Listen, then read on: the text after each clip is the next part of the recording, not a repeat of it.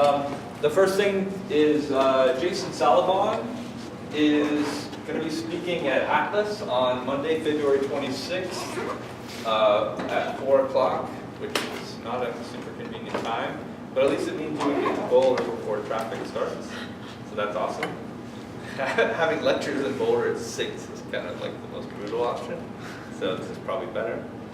Jason Salavon is known for a lot of his early work where he was, he basically like did some early work with multi-layering photographs. He's got like some famous pieces that are like all the Playboy centerfolds from like 1980 and some other stuff. And do what? The Decades.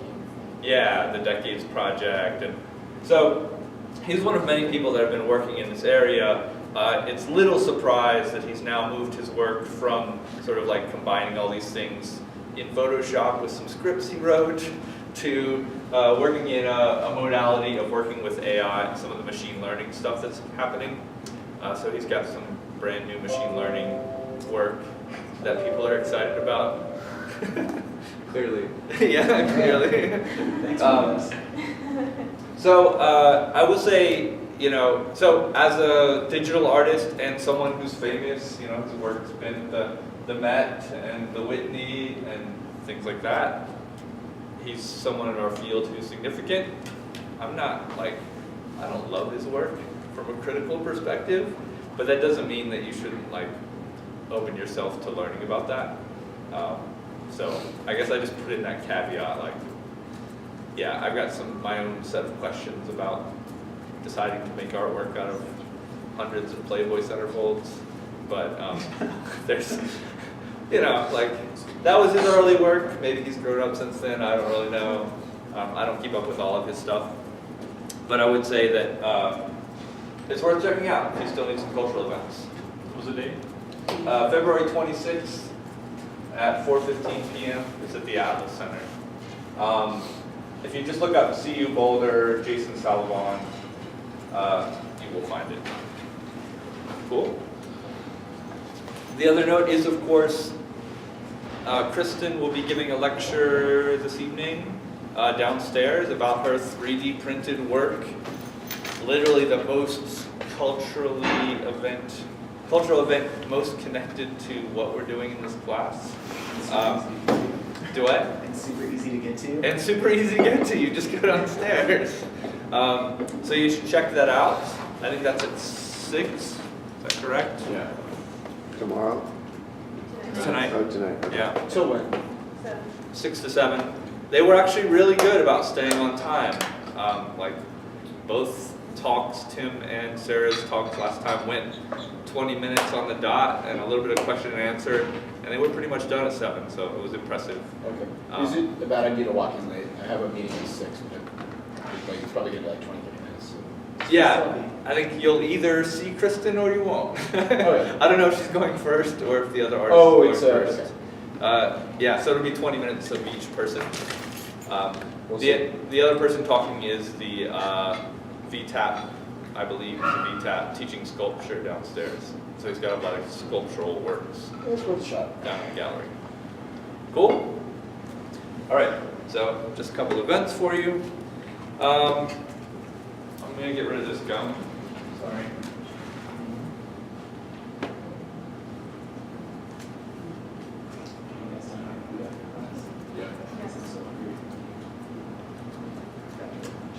Some of you all may have noticed that we got our new 3D printer yesterday, so that's really exciting.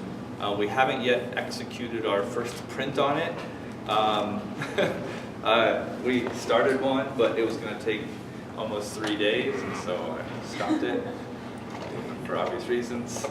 I'm going to be talking to you a little bit about the sort of workflow of the printers, but we really will be considering, like, the Zortrax will be your sort of straightforward, generic printer for, you know, your basic materials and your basic processes.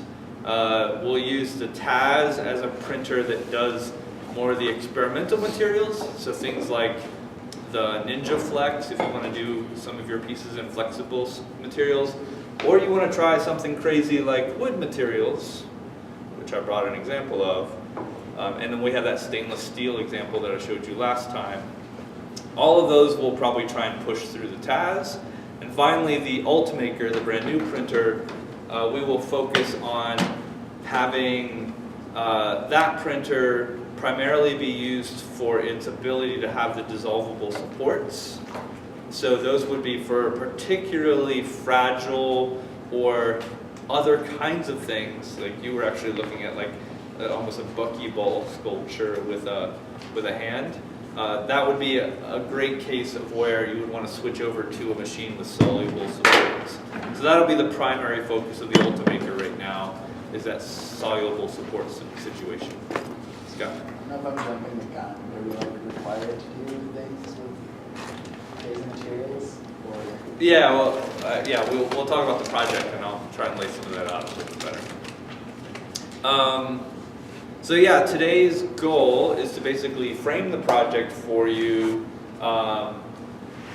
walk you through the process of structure synth to mesh mixer to blender to Cura or whatever, like walk you through that sort of workflow, and just start to get you a little bit more comfortable, but really ask you to start thinking and brainstorming towards your first project, which, if I remember correctly,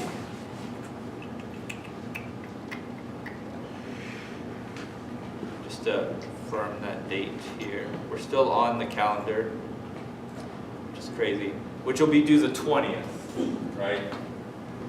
So again, today is the 8th, so you'll have basically a week and a half as of today. You'll have this weekend and next weekend, so you'll have 2 weekends to do the second project. Before we get to that, actually, though, I would love to look at your all's little mini prints, your 1-hour masterpieces. You realize I left that in my car, right? Okay. Right. Is now the time to run? Sure, go for it. All right, so we want to look at your little 1-hour masterpieces. And so maybe if everyone can like put that out on the edge of the table, and then we can just do a walk around. No, put it on the outer edge of the table, so that we can do a walk around and see them all. That would be really great. All right, we'll come back. So I would love to know, like, first off, what are things that people learn? Like, I'd love to know, like, check your model twice before you print it. All right, like, check your model in what way? Make sure that it's watertight. Make sure it's one object. There's no the one object. voids. Sure. Right. So one of the ways that you can like do a one object, I'm still really mad at Mesh Mixer for, is this Mesh Mixer? No. I'm still really mad at Mesh Mixer not showing us that window. Yeah. That's, like, I had that working at home, but. It shows up on my like. I have it on mine. Yeah, my Windows desktop it works fine, but other places it's less. Anyway, reliable. we're gonna have to pass Tristan's around, so when you sit down, just pass it to the left or right, and we'll, Last one's- I'll pass around the other pieces too. all right. Here, I'll just keep them stuck to the table. All right. So, yeah, one of the ways that you can potentially do that is like if you can see the layers, then make sure you like make sure that there's one layer, or that they're, you know, you're able to hide it and reveal it. I think it's a little bit tougher without doing like an X-ray or wireframe to see if something's gone wrong. You know, one of the classic tactics is to sort of like click on something and delete it, and if it's still there, then that means there's just like a copy of it. Then you probably should like let the delete stay. But if it all disappears, then that means it's all like stuck together, and so then maybe you should undo and bring it back. But I think the distinction that I really didn't press on you before, but I think it's an important distinction, is that what they call a mesh or an object, actually, again, it's just a collection of vertices and sides and faces and whatever. And it should be noted that I can have an object, I can have a scene, like I can export an STL or an OBJ, and it's got a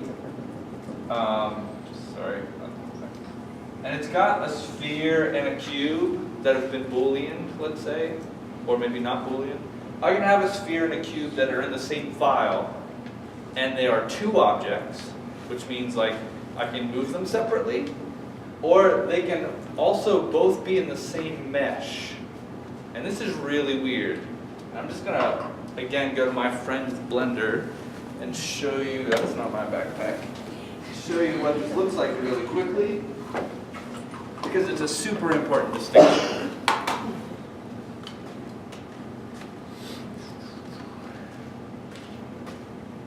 That is really going to cause an issue if you don't pay attention to this. All right, so let's get rid of this thing. So if I add a cube, right? I'm just adding a cube to Blender. I'm putting it down here on the floor. Yay, cube. It's going on the floor. All right. So if I've got this cube and I have a sphere, normally this is how this would situate itself.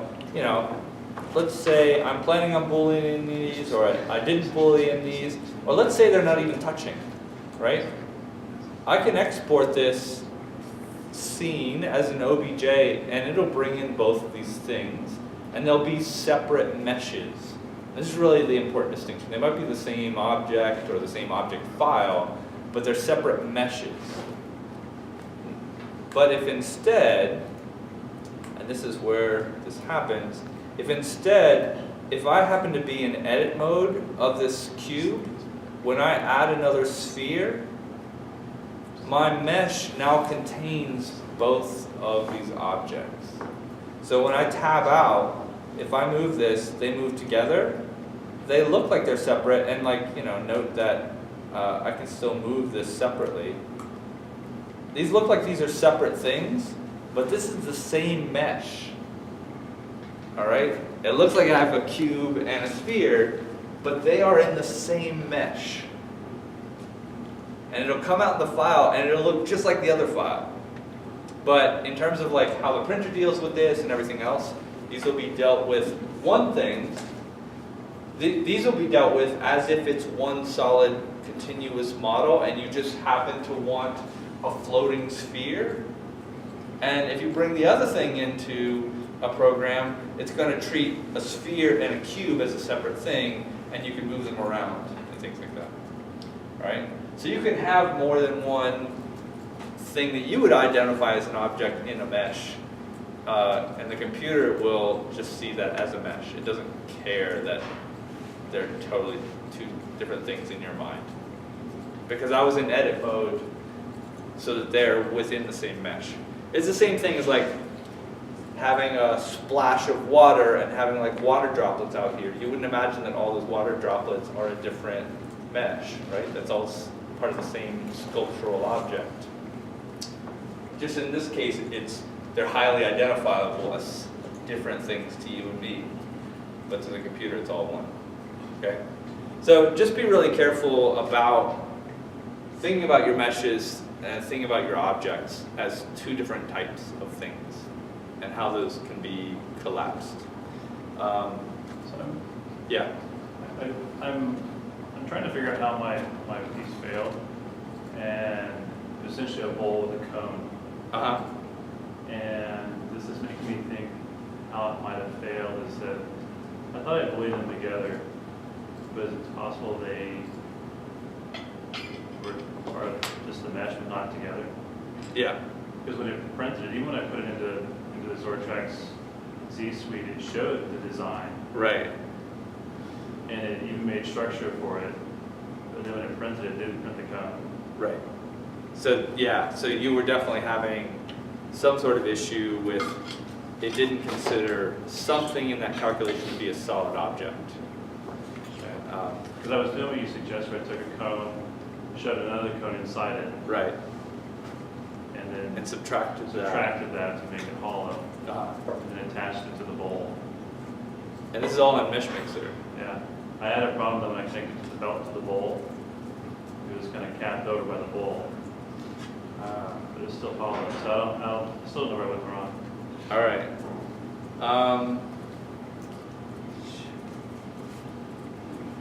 Do you have that Mesh Mixer file? Do you want to give that to me and we can look at it real quick? Sure. I'm trying to figure out like what are the best examples for us to look at. So yeah, if you can organize that on a thumb drive. Do other people have questions? No, not a question, but I just thought it was funny, like, because this printed on its side, so when I tried to like stand it up, it was like it's too front heavy, so it like tips itself forward, and so just like thinking about, because it printed like this, Right. so, like knew to like support all of that, so it can sit like that, but when you try to like stand it up like a character, it just like tips up the trunk. So it was just like probably because I added all that weight to like the top of the head. Okay. Sculpting, that maybe it just like, Okay, right, that would make sense. I didn't think about that because, like, in the model, you're just looking at it, you're like, oh, it'll be fine. And then you print it, and you're like, it's not fine. What infill did you use? What? What infill did you use? It's just low. Yeah. You might be able to, he's got a great point, which is like on something like that, if you really needed it to stay backwards, then if you filled the body with a little bit more plastic, that could help shift that weight balance. Oh, I was thinking the other way around. I was like, oh, it's on the. Yeah, I think, well, because Yeah, that she basically wants more weight in the back, right? Yeah. So having a higher info would probably help. Can you do separate infills for different parts of the print? No. Unfortunately. Yeah. All right, let's see here. So, I'm sorry, did you say there was a way to have multiple meshes in one OBJ file, or you just say you have to make sure it's the same mesh? There is a way. It's a thing you can do, but you have to be careful if you're doing that by accident and don't know you're doing it. I guess it was a caution. Okay. So I'm going to try and open this project. We can take a look real quick. Is it under 3D? Yeah. Did not say right. You sure it's under 3D? Yeah. Bulk. Oh, it's already in OBJ. Okay. That's fine.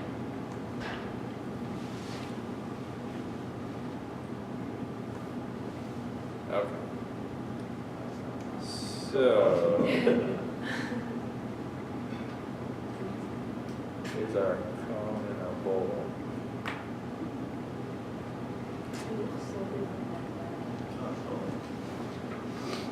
And so you were hoping that this would cut through here. Yeah, I mean, I was hoping you had a file that was like a little bit earlier so I could help play with it. I have a bunch of variations of it. Yeah. I would suspect, You can take it apart. I would suspect that, was the cone emerging this much all the way around? Yeah, because it wouldn't boolean. You couldn't get the boolean correctly unless you had it connected to make it as a solid. I think that might have been part of the problem, that it wasn't solid.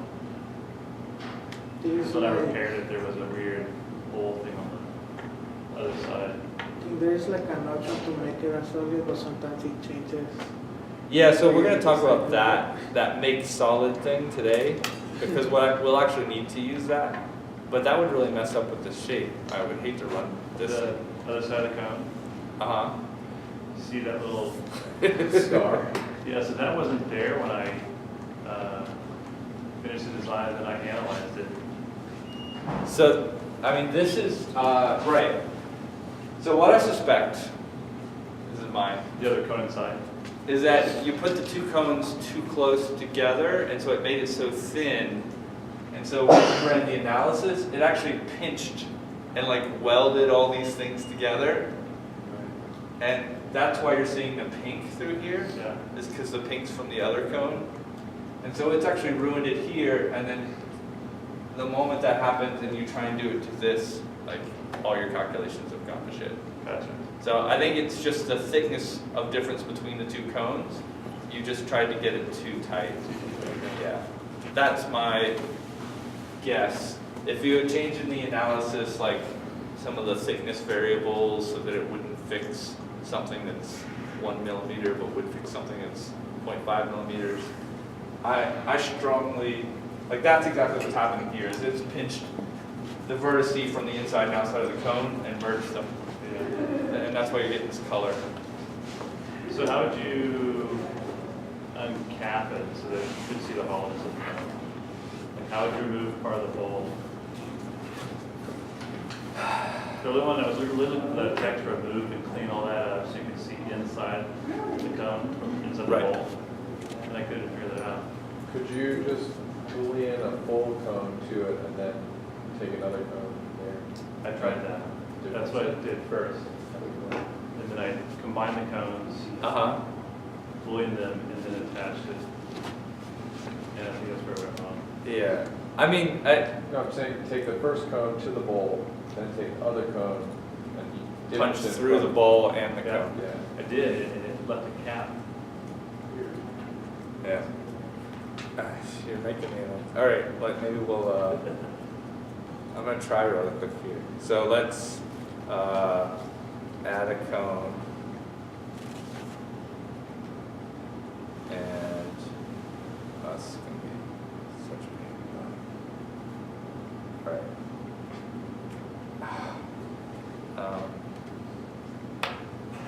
Sorry, I used your adapter for the thumb drive, or my adapter for the thumb drive. What's that? Domino hell is real. Apple. That's what Okay. So let's bring the cone out here. Yeah, all right, so, and I want to adjust this cone so it doesn't go through the box actually. I think that will be the smartest option. But that means I'm going to have to, I'm gonna, it's gonna try and connect them, isn't it? There we go. All right, so I'm gonna get this, so it touches, but it doesn't go through, if I can. Because I like Jeremy's suggestion.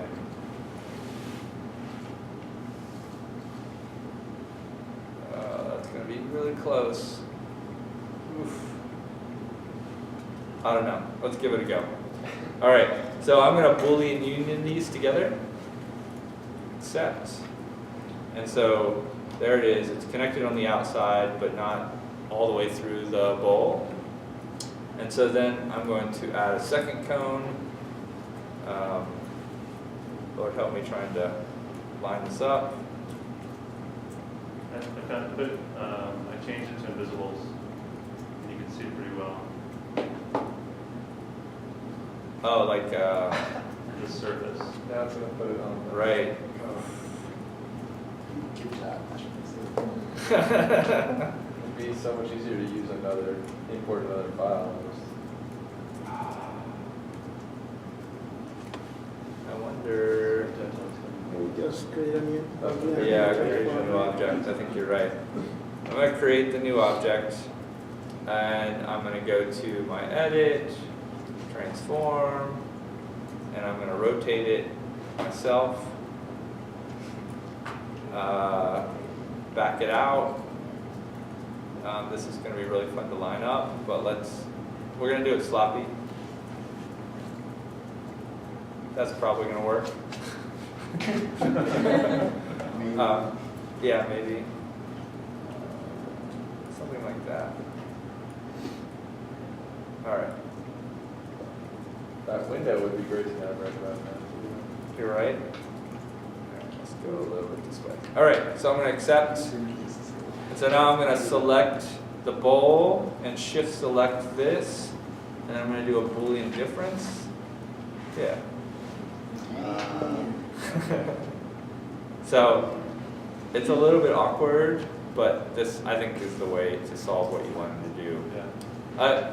All I want to say is that like this is the thing with Booleans is like especially if you're doing like a multi-stage Boolean, you have to be really creative about like which combination. I mean, I literally told you to try it the other way, so like I take some of the blame for that.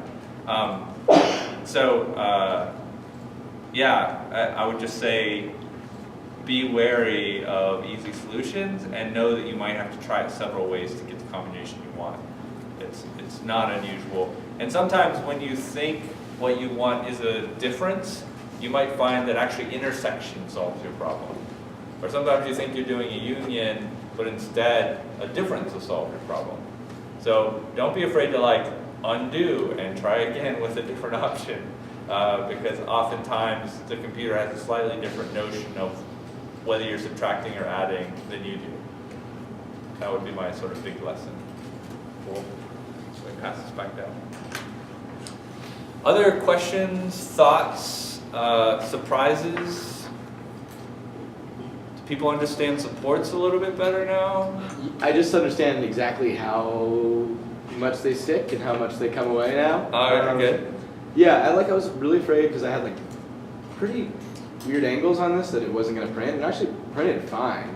Got a little bit of dribble down in one of these, but the hardest part was taking away the supports.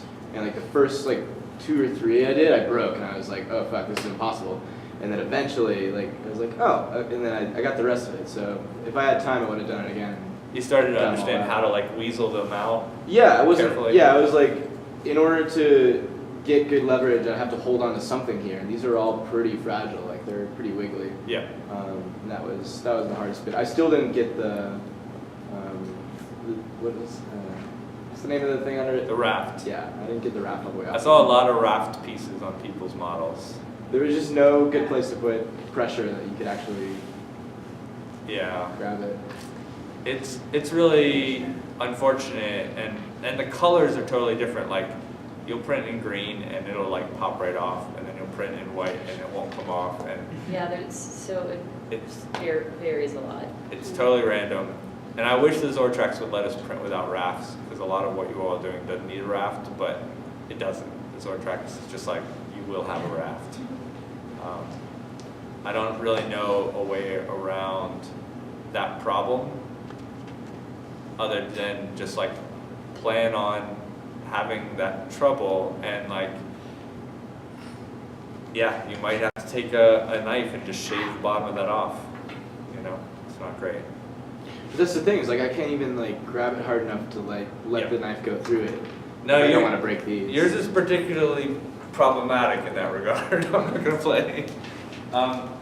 I think one of the other things that I want to bring up related to Tristan's model and some of your other models is the direction of weakness. Because we didn't really talk about this yesterday, because I wanted you all to sort of find some of this yourself. But it should be noted that your model is really strong in the X and Y direction because it's a continuous piece of plastic, right? Like this is where your strength is. So anything that you try and do, you know, like if I print a you know, a big cup or a bowl or something, like it's not really going to break this way or this way, right? As you all probably have found out, it's actually really fragile in the Z direction, because that's where you've kind of fused one layer to the next, but it's not the sort of continuous sensibility that's happening in the loop itself, right? So that Z direction, the direction of the extruder going up, is always going to be your weakest direction. And so planning out your model to know that, okay, I need it to be strong in this direction or that direction, or I just need to not have fragility. You just need to know that, like, if you make a sort of fun base island thing and you make a palm tree, and then it's, you know, it's got these heavy leaves up here or whatever, like this, all through here is crazy fragile, right? It's crazy breakable because all you're having to do is separate the 2 layers of plastic.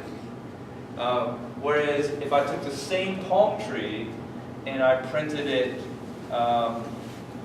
sideways, so that the island is here and the palm tree is this way and the leaves are this way, now the stem is actually really strong because it's made of long loops, right?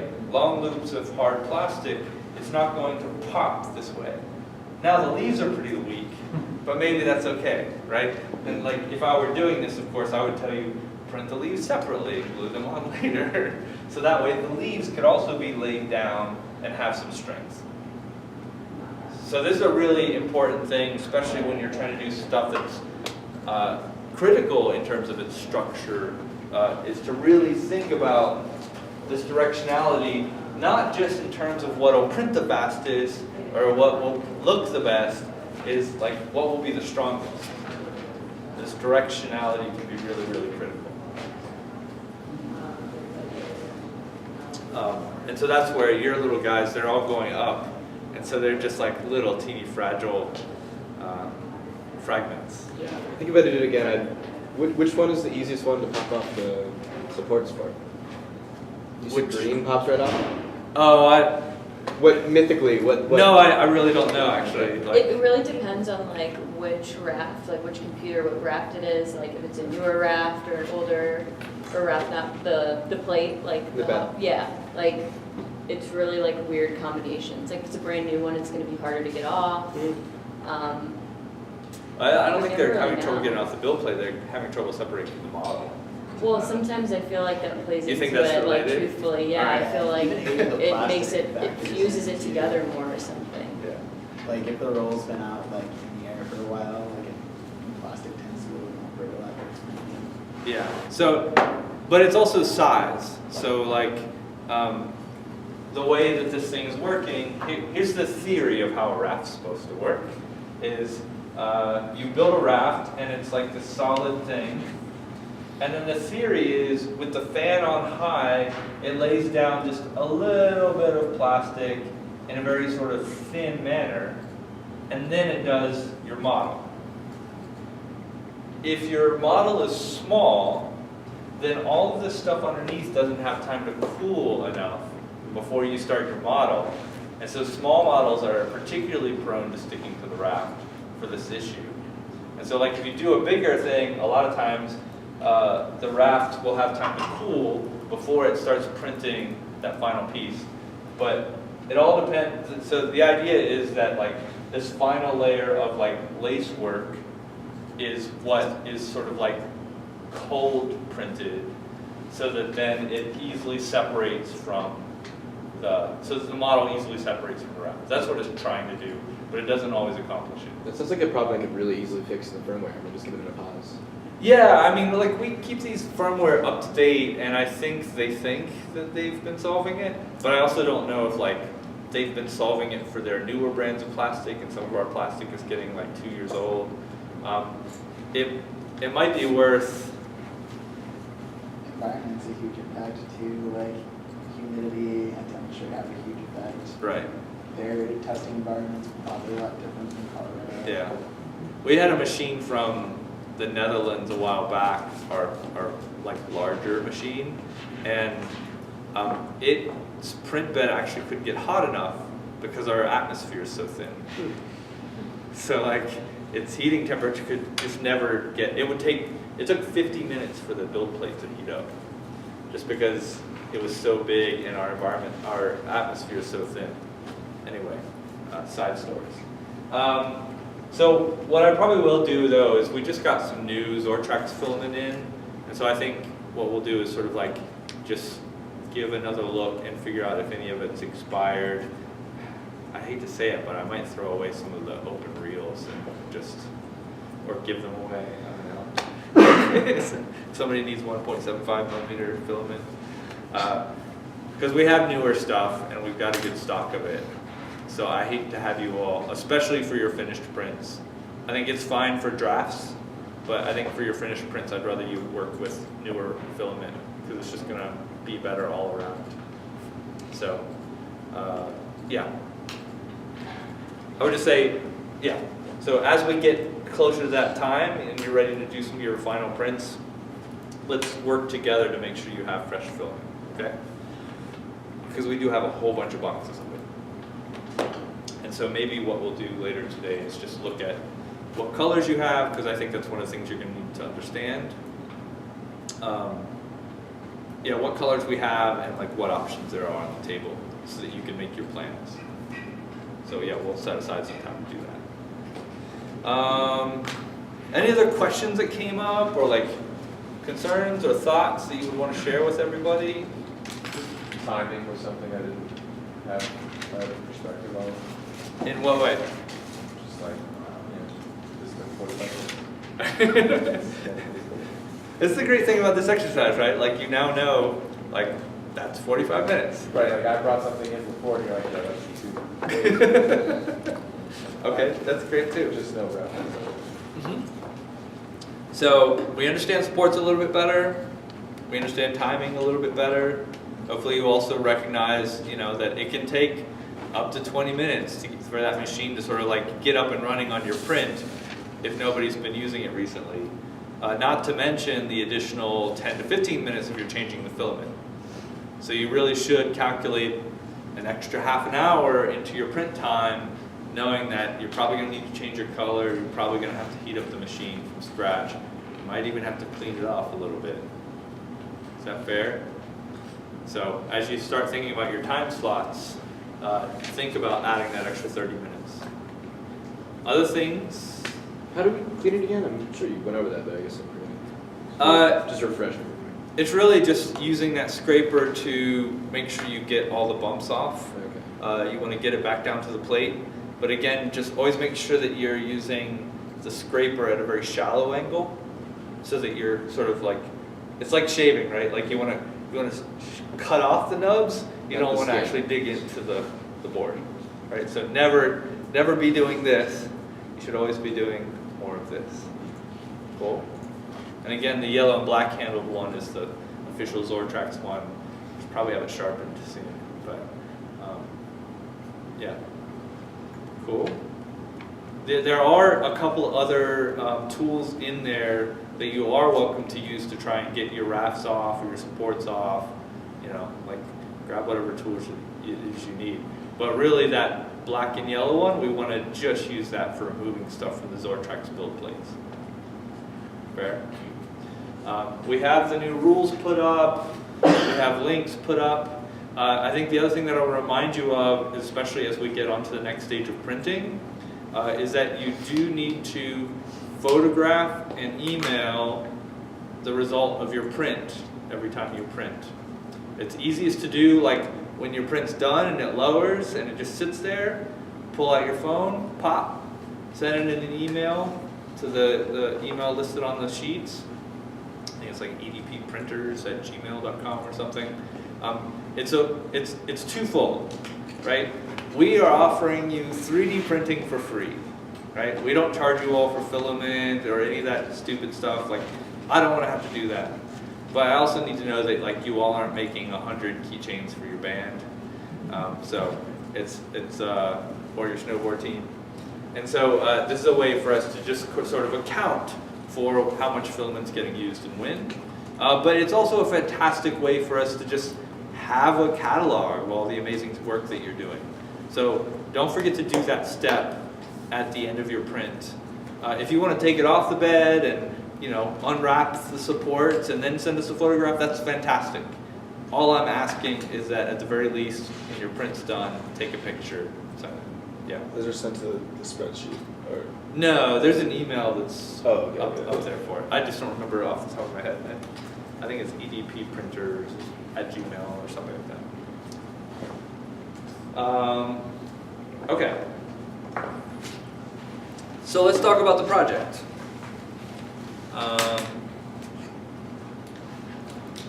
I've put it on the webpage so you all can refer back to it as needed. But let me just walk you through this. You're going to be creating 2 prints.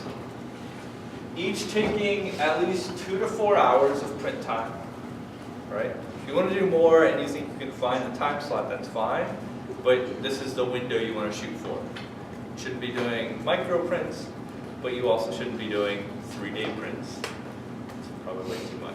So I'm putting a sort of like general window in here. One will be generative using structure sense. The second one will be created from primitives, sculpted, and or made by combining and subtracting models you download.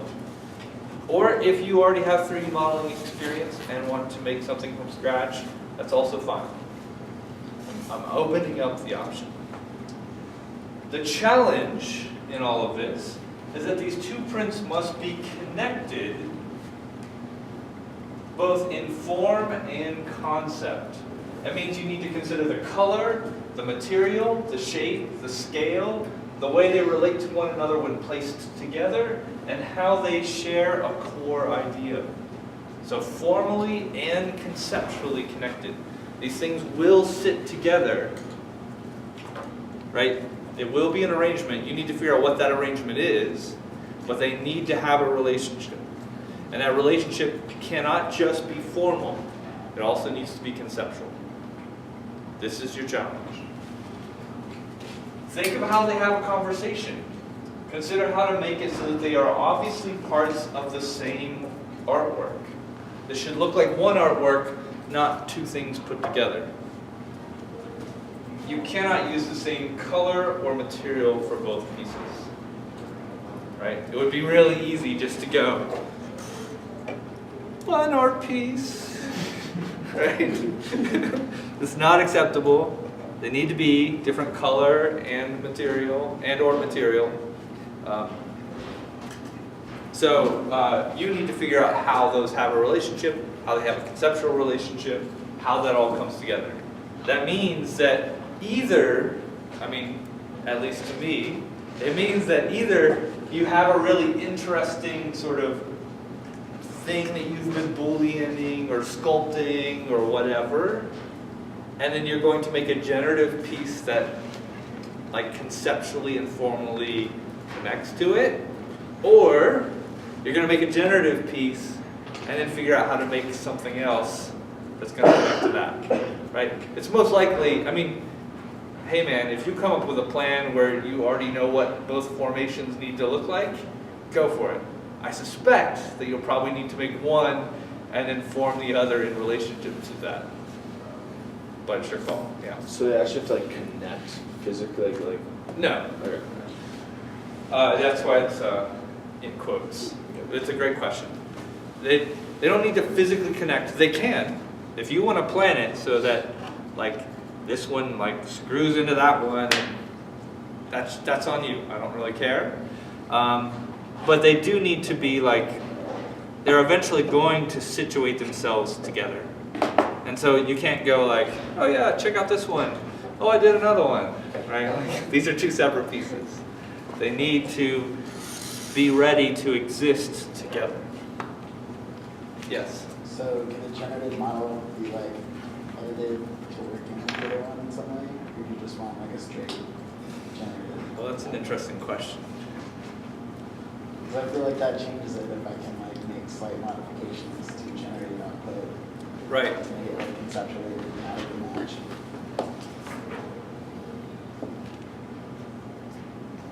Well, are we gonna have to make some slight modifications so it does print? Because like a lot of the things I've played with seem like they would. Not in general. We'll talk about, well, I'm going to walk you through that process today, and then you'll have a better idea of what can and can't print. Okay. I don't know, Scotty. It's an interesting question.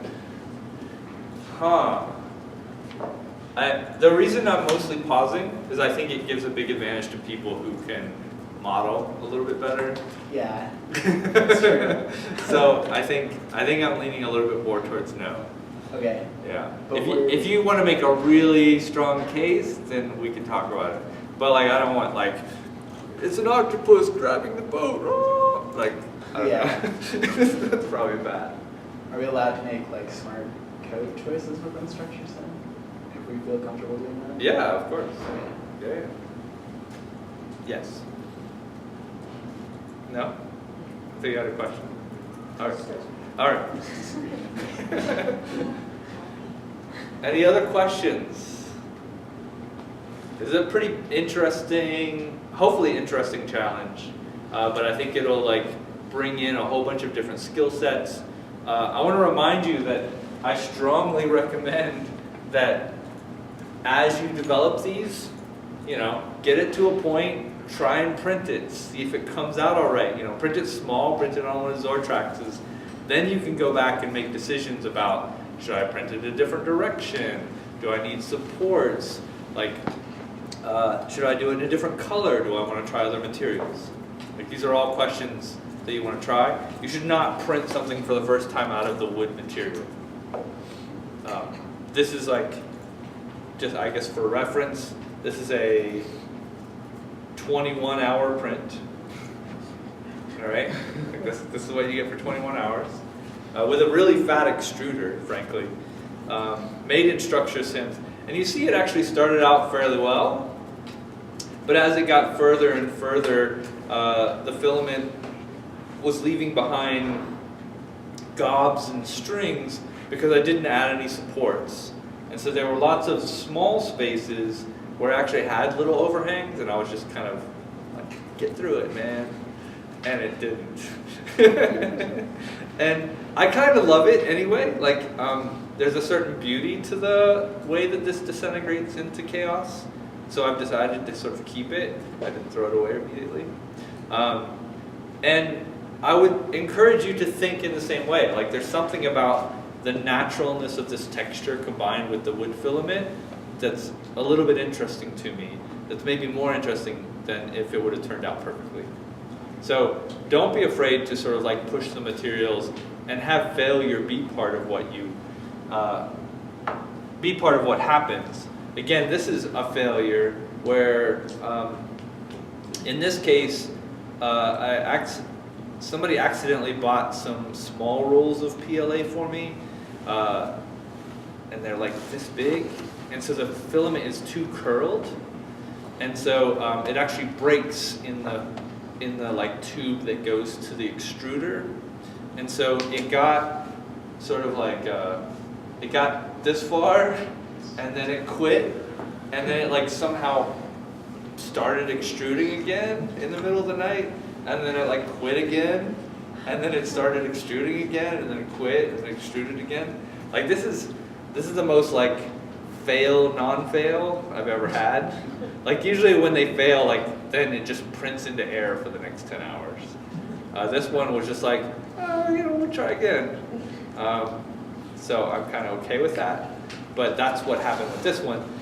And again, like I think in terms of a relationship between the shape and the failure, I'm kind of okay with it. I don't love it. I did do another one, right? But I think it's interesting. I mean, and this one is scaled more. Like this was the original. I scaled the same thing to produce this one. Yeah. How long did it take? This one? Yeah. I think this was 9 hours. And it actually still has some of the dissolvable filament in here. You can see little clear, they're like boogers. We can have that discussion later. This one was, and again, you can see that I printed it in this direction, because when I tried to print it in this direction, it was like, 15 hours. I printed in this direction, it was like 11 hours, so. And this one was pretty quick. This was like 7 hours. Which one was longer, vertical or horizontal? Vertical is always longer. Okay.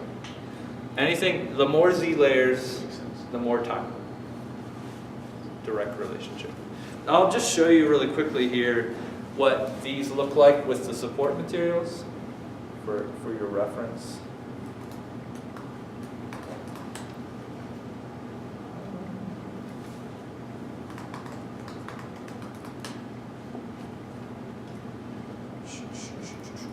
Here's another.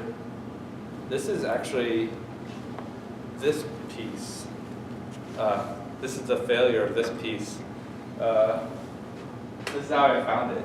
Like, which is kind of fun and interesting. This is all the extra filament that got left behind. All right, yeah. So this is what this looks like with all the support material. It's like a roller coaster. Do what? It looks like a roller coaster. Yeah. You just put that in water, that's the dissolvable. Yeah, so this is dissolvable filament. That's what we'll be using on the new printer. It's called PVA. It's not awesome to pour down the drain, but you know, it's like better than microbeads. But Is it the same as like PVA glue? yeah, Okay. yeah. So it's yeah. So the benefit is you just dip it in water and you get it all just dissolves away over a period of like 15 to 20 hours. It'll go a lot quicker if you stir it like every 30 minutes and like clean the water. But if you just like drop it in, it can go away about 15 to 20. Could you reuse the bottles? Reuse the water, then you could have a tub that you just like set aside and just always. How much needs to be absorbed before the winter's summer? I mean, the water basically takes in the chemical and yeah, it sort of gets saturated. And it's heavier, so it sits in the bottom of the bowl. So yeah, I mean, in theory, I guess if you like your container was tight enough and you just like only dipped your models. Do like 2 or 3. So dip, yeah. But in general, what I was doing is like every 2 hours I would just change the water. Oh. Yeah. So we'll talk a little bit more about that process.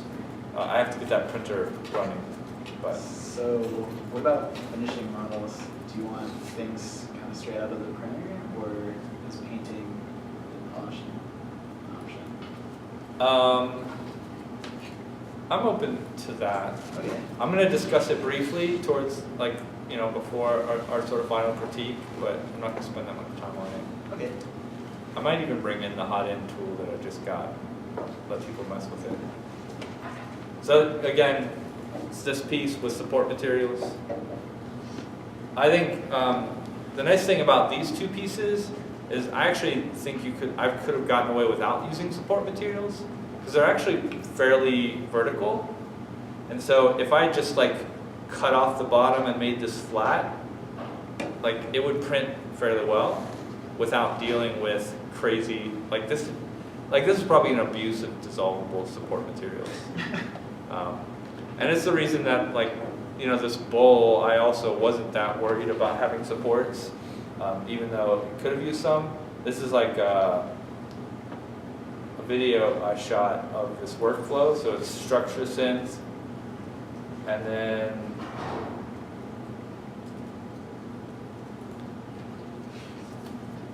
here it is in Blender. This is after running it through Mesh Mixer, so it's been turned into one solid mesh, and I've added a base to it. So that, that's why I'm also having questions. Scotty, having a base is great. And here it is in Cura, and then there's the print. You see I've cleaned some of the strings off. Anyway, yeah, so maybe we should get to that part. Cool. All right. So let's talk about structure synth. Did you all get a chance to play with it at all? Were you making awesome stuff already? I'm going to talk you through the basic structure of structure synth really quickly.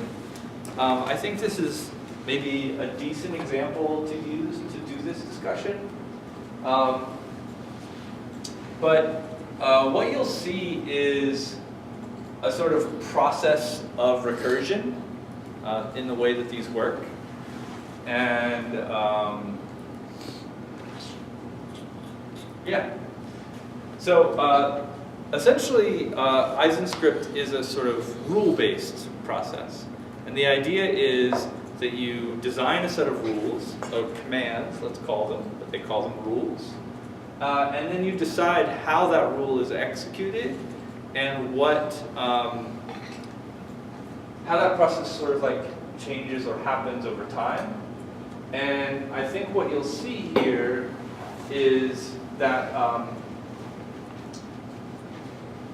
essentially on this piece we have 3 rules. They're called R1, R2, and R3. And there's a section of the piece that defines how many times you should do these and like in what order. And then there's a section that's like the definition of the rules. And those of you who have done coding, you'd be familiar with this notion of like calling a function versus defining a function. And the way that works here is basically we're saying at the very top, set the maximum depth to 400. We're going to come back to that in a second. And then we're saying run rule 1, then run rule 2, and then run rule 3. That's all that says. And then we have what rule 1 is, what rule 2 is, and what rule 3 is. And they're fairly simple. Rule 1 is, move on the x-axis 8 units, rotate on the z-axis -6 degrees, rotate on the y-axis -6 degrees, scale 0.998. So change the sphere size, scale it down just a little bit. And then we have blend blue, but that actually doesn't matter. Like the colors are irrelevant for what we're trying to learn here, so maybe I'll just get rid of these.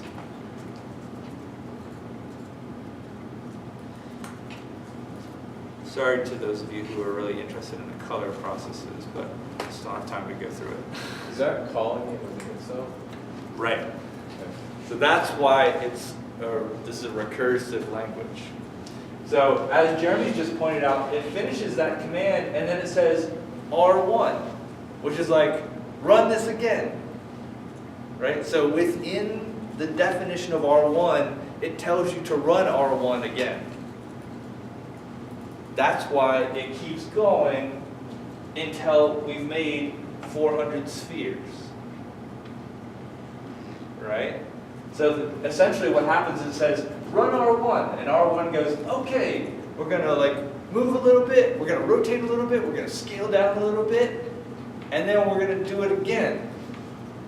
And then as part of that, we're going to make a sphere that has a size or a scale of 16 in this particular case.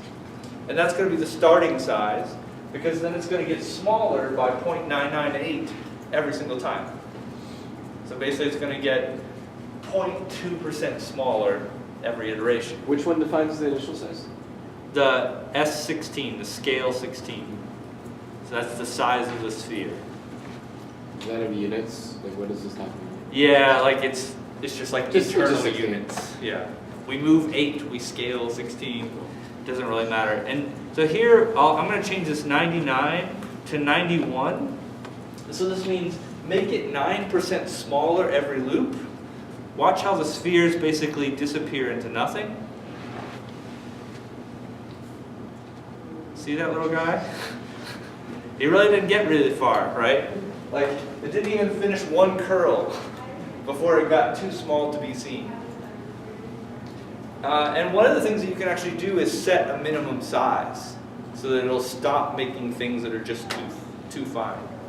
I think that's just set min size, and I can say 0.1, so don't make anything smaller than 0.1. So now it shouldn't have. So now this no longer has a tiny, tiny, tiny little spheres. It's actually stopped at a decent size. Yeah. Is there a good reference online for ElevenScript? Yeah, the instruction manual really walks you through all those pieces. So to remind Scotty and others, when you go to Structure Synth,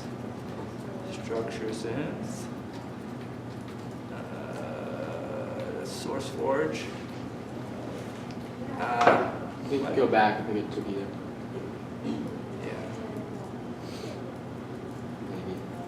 Yeah. Maybe. Eventually. There we go. Yeah. Good call. It's the reference page. Okay. And the reference page walks you through every command. So for instance, here is set min size. or max size. We go that way. Because it could be that that in Scotty's case, maybe instead of doing 0.91, we want to do 1.1. And this is going to make lots of really big spheres. Right? Like they go out into almost infinity. So this is the basics of how the rules work. I think what becomes more interesting, well not more interesting, but so basically I have 3 rules, so I have 3 coils. 1 coil, 2 coil, 3 coils. And the fact that I use different values for the direction of the rotation, like this one's negative, this one's positive, this one moves x10, this one moves x8, that's the only reason that those coils are different from each other. Does that make sense to everybody? So this one just simply runs 3 rules. But if we take all of this knowledge that we just learned, and we go to something maybe a little bit more complicated, like trees,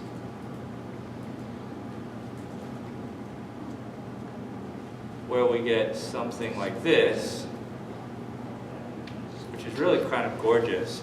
But watch again, like I'm going to change the seed on this, and it's a really different tree, a radically different tree. But I love this one still. So let's look at the script here. Like let's look at how this is different. First thing we have is set background white. Super simple command if you just want a different background color, whatever. It's not what our concern is, because we're making models. So then we have this color thing, and essentially it's just determining some of the different rules. And so the very first thing that we see is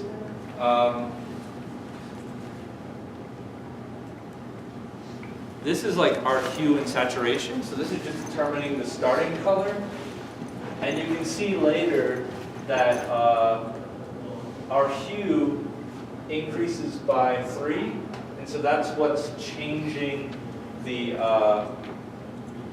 sensibility of why it gets darker. Seems like the brightness. Worry about it, right? Oh, it's the brightness is getting dimmer. So here the brightness is getting dimmer and dimmer and dimmer. Each time the B becomes 5% dimmer. Is there any way to make that text clear? I need to turn on what is it? Accessibility?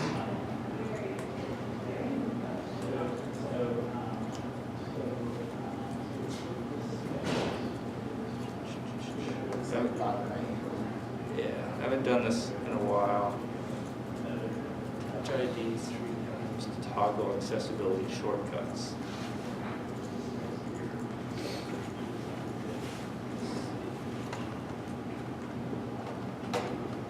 Yeah, this is where I want it. All right. Seriously? There we go. Oof. There. Damn it. Much better. I don't mean to be clumsy. Sorry. All right. There we go. Thank you. You're welcome. I apologize. All right. So all the things with H, SAT, and B have to do with the color. So like all those we can just ignore because they have no bearing on what we're trying to do. And those are, we're not like setting those names, that's just built in H, yeah, hue, saturation, and brightness. And for some reason, well, S is scale, so they had to use SAT for saturation. Okay. Fair enough? Yeah. Okay. So like this is what I love about this is like it becomes decodable really quickly if you just start ignoring some of the things you don't need to know about. So forget about that, and it says, basically it runs that command and then it says, now run C, and then it has a repeat of the command that has this RY and H. So basically move just a little bit, like change the no, not the H, we don't care about the H, sorry. The RY, which is 180 degrees, and then we're going to run seed again. And of course, seed is a rule that appears 1, 2, 3, 4 times. All right? So this one doesn't have 3 rules that are each like self-contained. This one has 1 rule that has 4 different variations. And this script is totally fine with that. So every time somebody calls seed, whether it's here or it's up there, every time seed is called, it randomly picks which seed it uses. Which rule? Yeah, which version of seed it uses. Right? So this is a way that you get randomness in the different branching, is because each time seed is called, it's saying, do you want this one, this one, this one, or this one? And that's what weight is determining. Weight determines how often each rule gets used. So this one, 100%, 100%, 100%, these all have equal weight. Seed weight 6, this is only going to happen 6% of the time. And probably even less, because these are all equally 100. So now you sort of understand that that is why, when we look at the structure that's actually being generated, that's why we're getting different combinations of when we curve left, when we curve right, and how those decisions are made. And so we can actually change the shape of the tree. Wow, too many things. We can actually change the shape of the tree and what the results are with the same seed by changing our weights. And so now is the time when you go through and you start looking at what do the weights do and how are the weights the same. So for instance, I can see that they all move on the y-axis by 4 units. I can see that they all rotate on the x-axis by 1 degree, and the RZ and the RY are what we have variation. So this one doesn't rotate on the y and z axis at all. This one rotates on the y-axis. This one rotates on the negative z-axis. That's the difference between these 3 rules. That's it. Just like, do I curl a little bit this way? Do I curl a little bit this way? I don't know. And it's made up of boxes? And it's made up of boxes. Exactly. So it's made up of lots of little boxes. And finally, this last rule says, move on the x-axis 15, and then make a second box, at the same time, 180 degrees off of the RY axis. So every now and then we make a sort of dramatic rotational turn that's going to do this final 6-degree shift. And that's where, if we look at our model here, see how some of these branches do this radical turn and try and curl back around? That's what's happening. So again, if we wanted a tree that was like a little bit straighter, maybe we would reduce this down to a seed weight of 1, so it barely ever happens.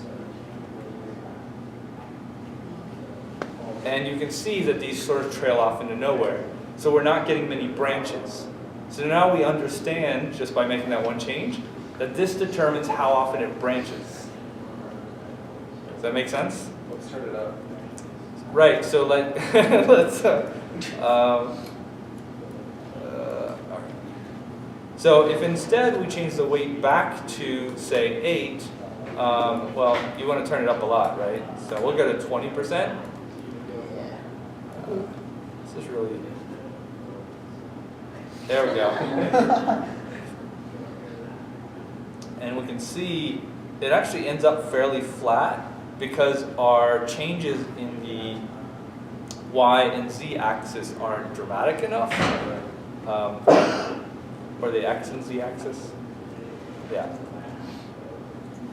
So, you know, that could be, again, a very different kind of interesting print. 100%. Do what? 100%? Just be a blob Well, yeah, because now it would be branching every single time. equally, Just right, be a bunch of boxes. right. It wouldn't grow very far before it branched again. It would be a very dense bush, probably. Or 1 out of 4 times. And so then the challenge would be to reduce this rotation X and rotation Y. Like if I change this down to, say, 90 degrees, although I wouldn't use a whole number. This is now like a piece of cauliflower. It's kind of nice, actually. What happens if you don't call it within itself? Like remove one of these. Yeah, I'm just curious what it does. So you can lose recursion. So it could be that like if the weight of this is say 2, so it doesn't happen very often, then and whenever we hit this, I turn off the recursion.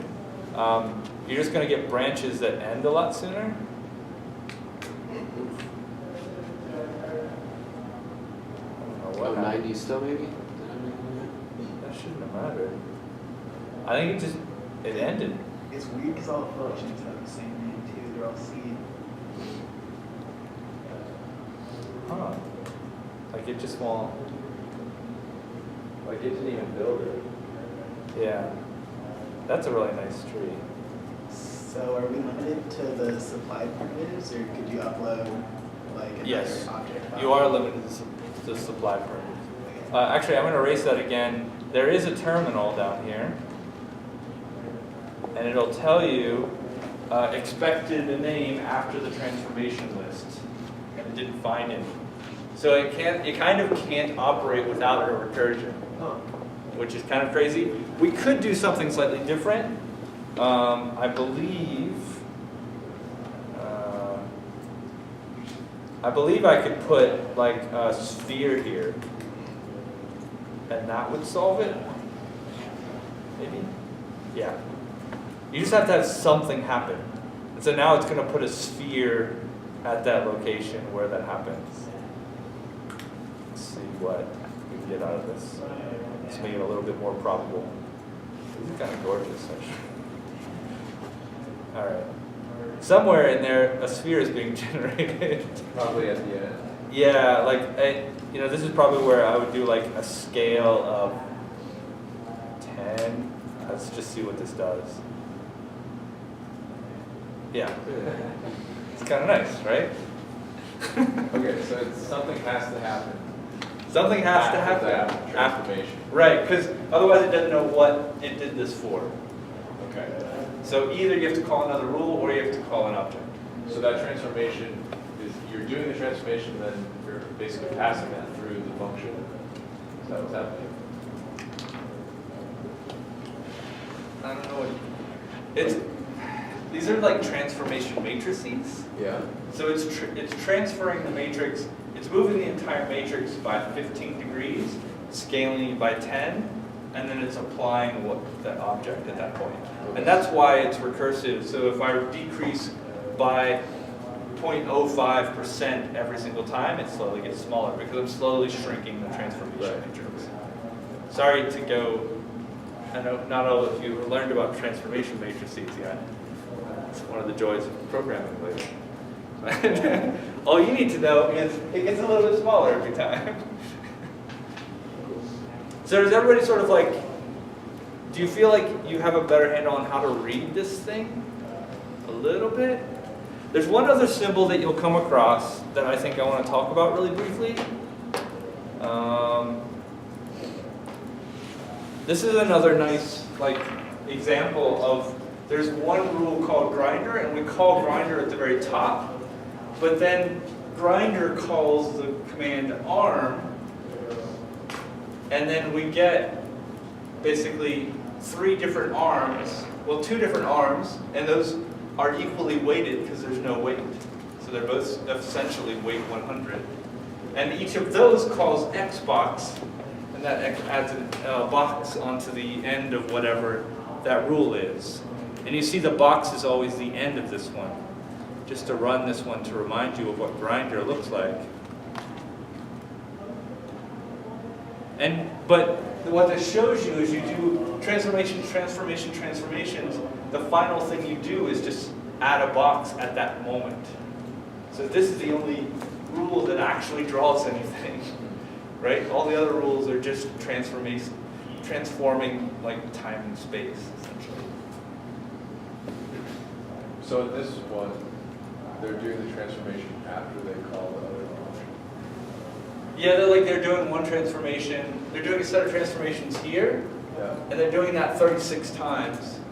And so the transformations here are what's, essentially these two rules are what's making this spiral happen. And then the top rule, this one here, is transforming that entire arm around a circular shape. Yeah, so these two rules basically make the like spiral of boxes. And the top rule makes 36 copies of those spiraling arms in a circle. And since the seed stays the same, the result for the spiral is the same for all 36 copies. So if I reduce this top number here, this 36, to 10, what you'll get is a partial arc of these spirals, right? If I want to spread those out to make a whole circle, I need to figure out how to rotate and move enough to make that circle. So if 10 times 36 is 360 degrees, so this now needs to be 36 degrees, and I'll probably have to change the Z movement too, but we'll just build it. Oh no, I didn't need to. So now I have a much less dense, spiky thingy, because it's only made of 10 arms. I've lost half of you. Let's see some wandering eyes. Let's take a break. It's a good moment to take a break. Take 5. Stretch. Okay. So we're gonna get started again. I just want to mention a couple other pieces here that I think are probably critical. And just looking at another shape like this, which I think is really quite nice. I actually love some of these other rules, where essentially what it's doing is creating a curve, and then every now and then it's turning to a different plane, right? It's like doing a 90-degree, basically, rotation, and then continuing that curve, and then occasionally, again, doing a 90-degree rotation. And so you look at something like this that's trying to move through that process, and you can see at the very top that we essentially have, we've essentially said at the very top that we're going to run the rule called HBox 6 times, right? And you can count 1, 2, 3, 4, 5, 6 arms of the starfish. So we have a sensibility of what that's doing. And usually that's what you're seeing at the top, is some sort of branching. It's that sort of initial state. So we're doing that 6 times. We move 60 degrees to get the full 360-degree rotation. And then we do the command called HBox. And the rule HBox, all it does is sort of like set the seed, which is like the randomness that the program's using, because you'll note that if I change the seed and run this again, I got a very different result. And if I run it again, that is a crazy different result, right? So I just want to point that out there. Those of you who have been eyeing that auto increment button, that can be really nice if you just want to like quickly go through different seeded possibilities. The problem is if you have that on and you're trying to refine one version and it's changing the seed every time, you don't know whether what you're doing is changing anything or if you're just like randomly seeding differently. So if what you're trying to do is just see how this changes with different seeds, turn it on and just like hit build and hit build and hit build, until you get something you like. There's a lot of the models that are pretty radically different depending on what that seed was. But if you want to like take this one and now I want to refine it, I need to stop the auto increment, because now every time I hit build, I don't want it to change, right? I want to get the same result so that now when I'm tweaking the rules, I can see what I'm doing. So just as a reference too. It's a simple button, but it avoids you from having to like scroll up and down through the seed. So what does HBox do? Well, it just fires off R. And what does R do? Well, there's a whole bunch of different kinds of R. Sometimes R is rotate 90 degrees on the x-axis and move forward. Sometimes R is go negative 90 degrees and move forward. And sometimes we move forward, sometimes we move forward, sometimes we turn, and sometimes we turn. That's really kind of it, right? But that's what's happening here. That's why we're doing this 90-degree turn and where we keep going curvature. We keep doing the curvature. So we then have to proceed, knowing that these are all equally probable. It's just as probable that it will rotate as it is that it will move forward or turn. Cool? And so then we look at our forwards. The forward command here, we see that there's only actually one forward command. But it's mentioned twice here. So what does that mean? It's twice as likely to happen. That's it. It's the same thing as saying like forward has a weight of 100 and all the rest have a weight of 50. Instead of doing that, instead of all that typing, he just like copied the forward command again, and now it's twice as likely to happen. Tricky, but simple.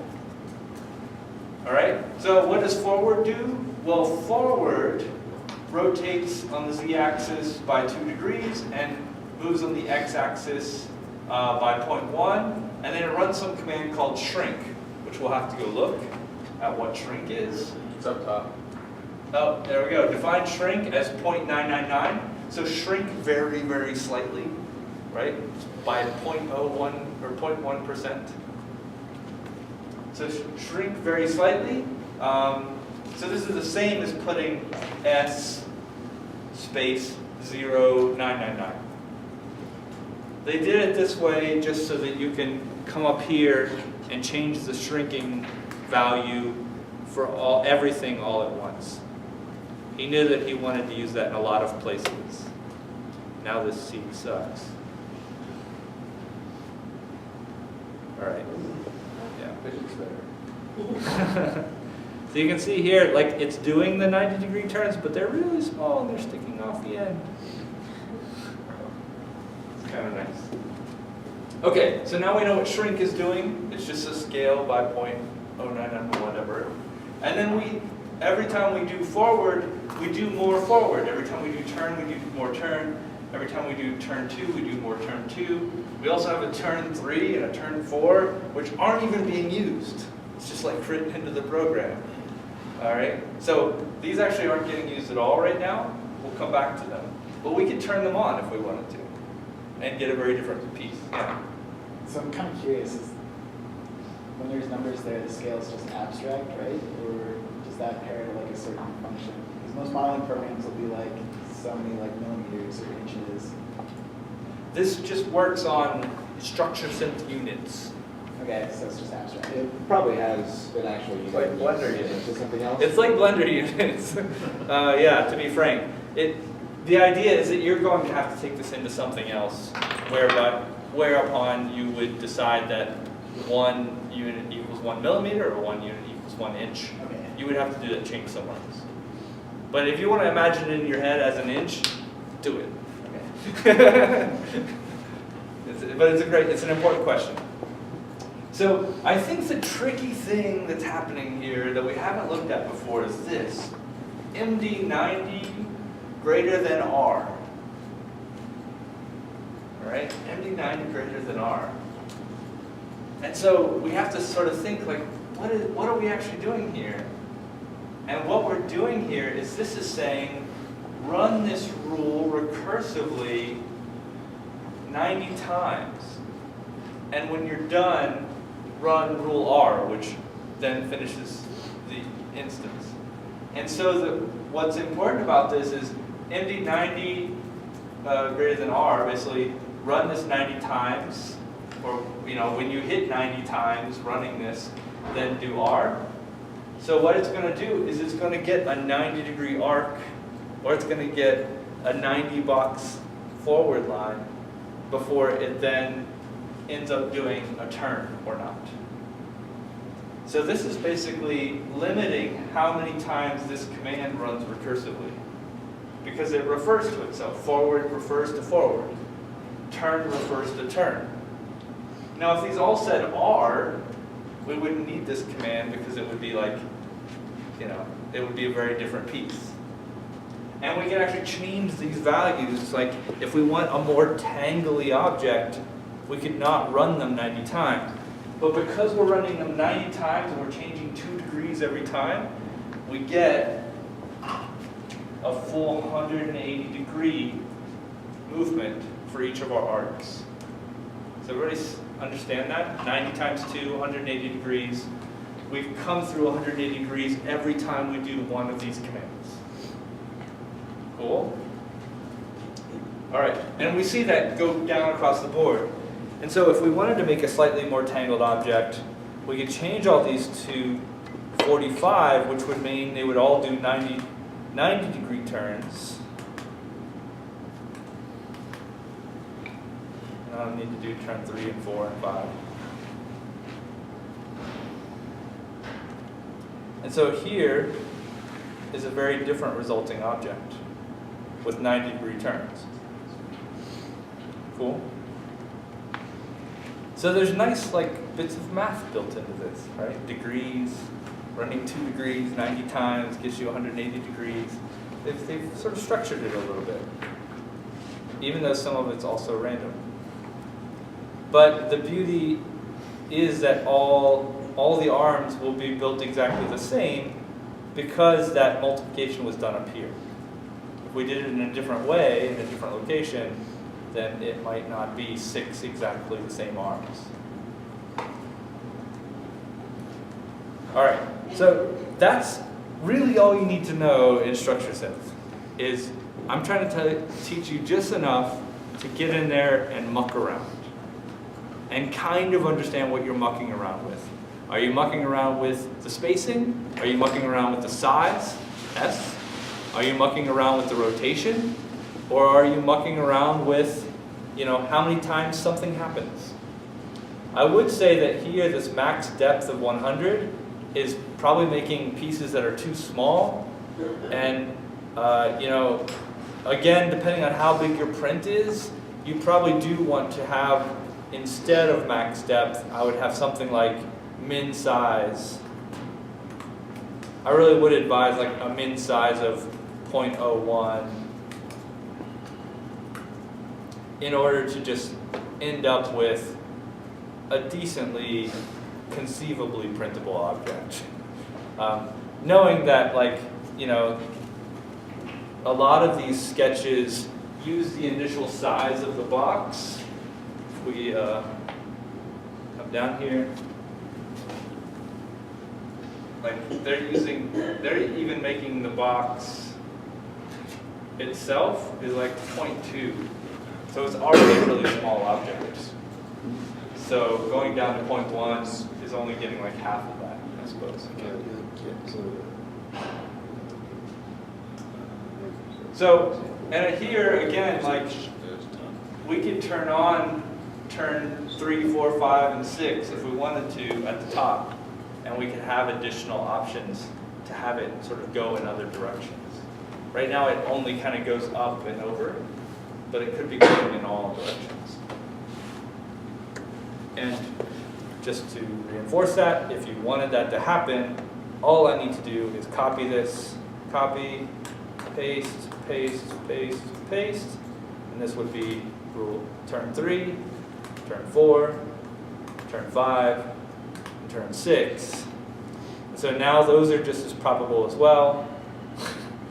And I got a really wacky shape. I'm going to change the seed and see what else I get. Yeah. So now you can see like at least one of those turns actually turns on the z-axis, which is kind of nice. Like, anyway. That's a nice one. I kind of love this. Right? Like feeds in on itself. Anyway. Muck about. That's all I'm asking you to do. Okay. So, you've mucked about. I'm going to use this one because I really do like this one. I'm going to print this one, right? So this is going to be my print. Maybe it'll be my first print on the brand new printer. What do we do next? And again, those of you who are note takers and don't memorize everything I say, you should probably pay attention and take notes. What a subtle hint. Subtle hint, because I'm about to go through a whole bunch of instructions. All right, so the very first thing we need to do is export this as an object. Okay, so object export, object export. I decided I like this. Our object settings. It's not too bad. These are irrelevant because we're not tagging anything and we're not really caring about color, right? Like that's not going to be a concern of ours. So that's irrelevant. The only other thing here is sphere resolution. And this is how detailed are the spheres if the thing you've made is with spheres. I would suspect, and as you can see here, the easiest thing to make printable is in fact things made with box. And sometimes your boxes are small and thin and long, sometimes your boxes are very boxy, sometimes your boxes end up like this. These are all made of box. All right? Unfortunately, there are some issues. The wireframe isn't ever going to print because it's a wireframe. Although you could convert it in Blender and do some stuff like that if you wanted to. And we can have that discussion should that come up. The lines obviously aren't going to be any help. The sphere can be really quite nice, but the problem with sphere is it doesn't become an ellipse. It doesn't squash or stretch. There's a problem in the way he coded this that doesn't allow for that. And it's one of the reasons I want to rewrite this. Because elongated spheres and the ability to do cylinders would be a massive benefit to the variety of things you could get out of this. And there's actually a guy on the Facebook group that has written a web page where you put in commands for spheres and cylinders, but you can't see it. And then you upload it to this web page, and then you can see it, and then you can hit the export object on the web page, and it'll export a thing with spheres. So he's got this like weird, fucked up workaround. And if you want to dive into that, go to the Structure Sense Facebook page and sign up. I obviously don't have time to teach such a thing. So anyway, all I'm saying is spheres are great, but they're always going to be perfect spheres. You cannot scale them in any direction except for uniformly. Cylinder doesn't work. Mesh kind of works.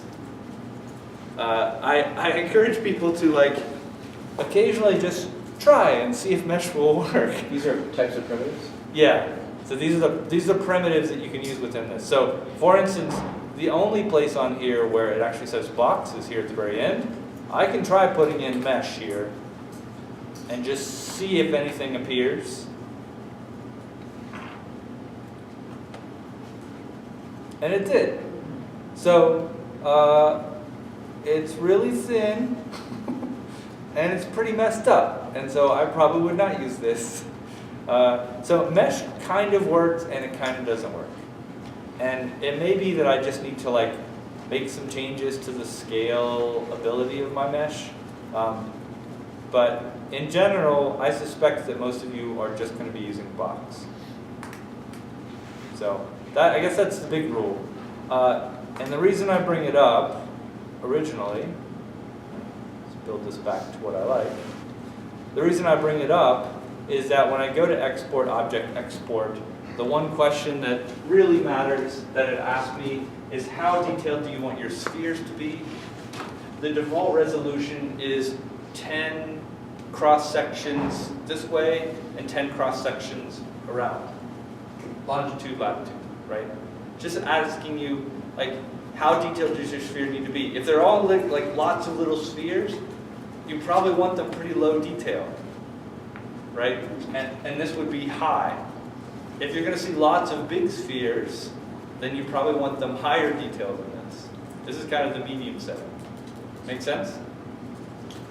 It's just you're going to get more faces the more, the higher number here.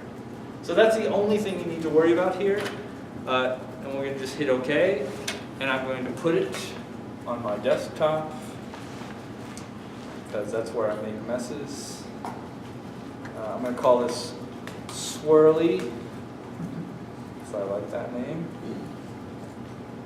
Okay. Let's see if I can get back out here. So I've got Swirly. What is the next step? The next step is to fix this god-awful thing. Because if I open up this thing in any real program, it's going to be made of boxes inside of boxes inside of boxes inside of boxes. Thousands of them. This has not been Boolean. This is not a continuous surface. This is 6,372 boxes that are just sitting on top of each other. If you tried to print this, you would be asking for a heap of trouble. I mean, I don't know. It might print, but I certainly wouldn't put it there. So the question becomes, Chris, why are you having us make these things that are made up of thousands of things and then telling us to 3D print them? And the answer is, Mesh Mixer will make it all better. This is the one use that I really love Mesh Mixer for. So I'm going to open up this new object. Actually, I guess I need to import. I'm going to import this new object that I've just made and is sitting on my desktop, called Swirly. Hi, Swirly. And here we see, oh my God, it's made up of lots of boxes. And so this is, you know, like, this is kind of pretty in its own right, but it's still not printable.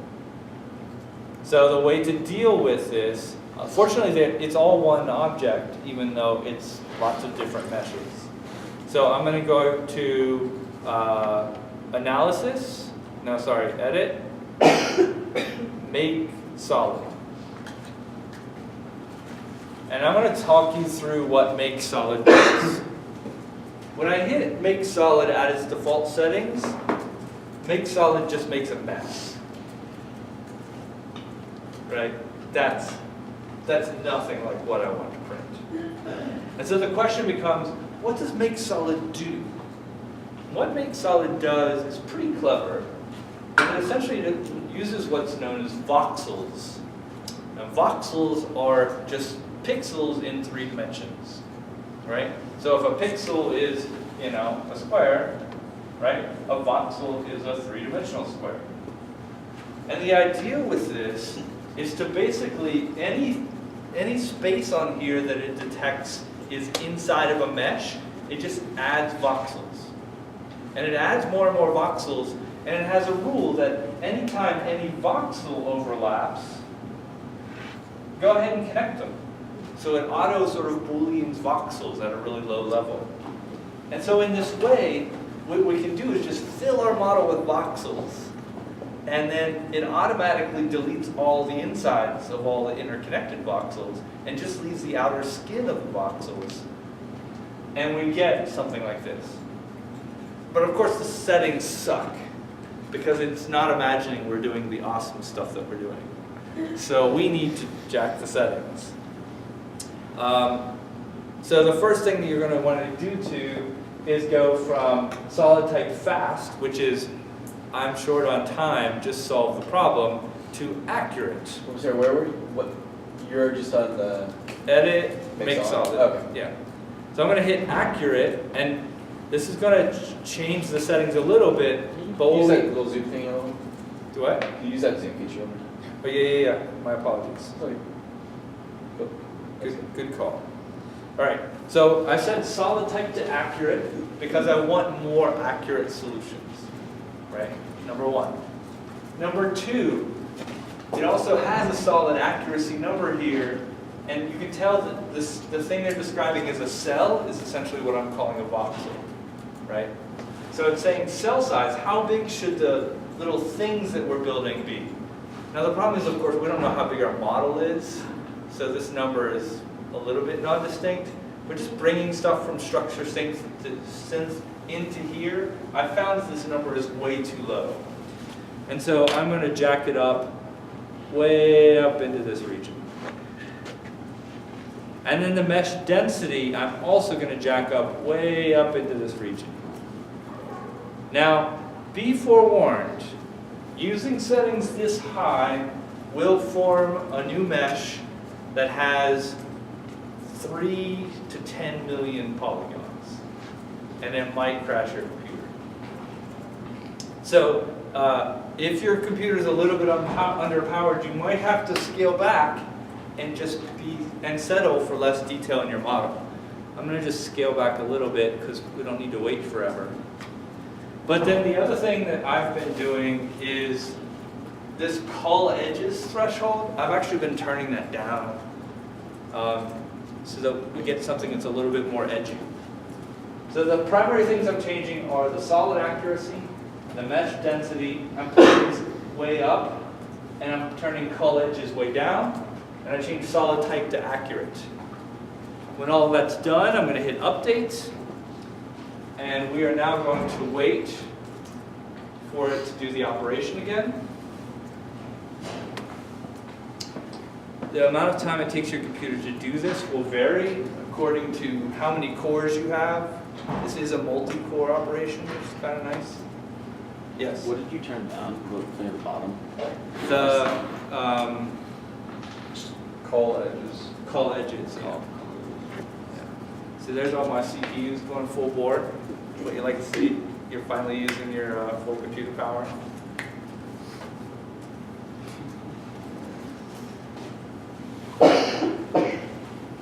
So the idea here is that we're going to use small enough voxels, close enough together, that we can detect all of the details of our original model. That's the idea. The result is going to be a model that's way too complex to use for the 3D printer, or at least like the slicer's just going to be pissy at it.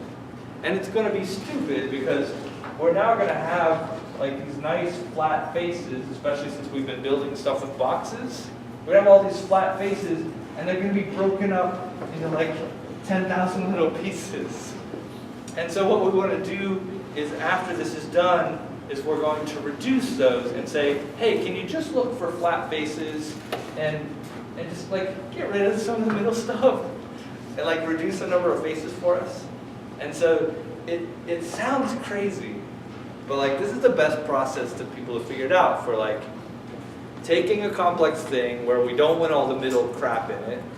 And so we're basically almost sort of shrink wrapping it or filling it with voxels, however you want to think about it. And then we need to reduce that back down to get it back to like flat, faceted sides that are going to take less time in our slicing. Does that make sense to everybody? Kind of get why we're doing this?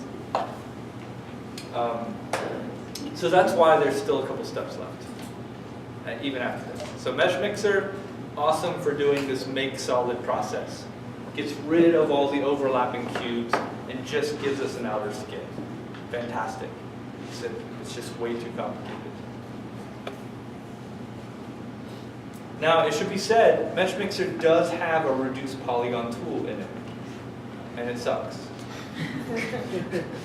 And so I highly advise not using it. I've tried several times, and it's just, yeah, it's terrible. It's terrible to use, and it crashes a lot. So I'm teaching you to do this with Blender. The other nice thing about Blender is we can set up our units and measure our object and have a little bit better sense of what size we're dealing with.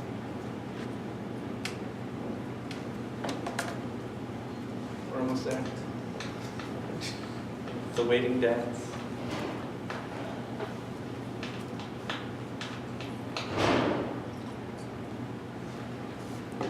Does everybody feel like they're ready to dabble in like structure synth now?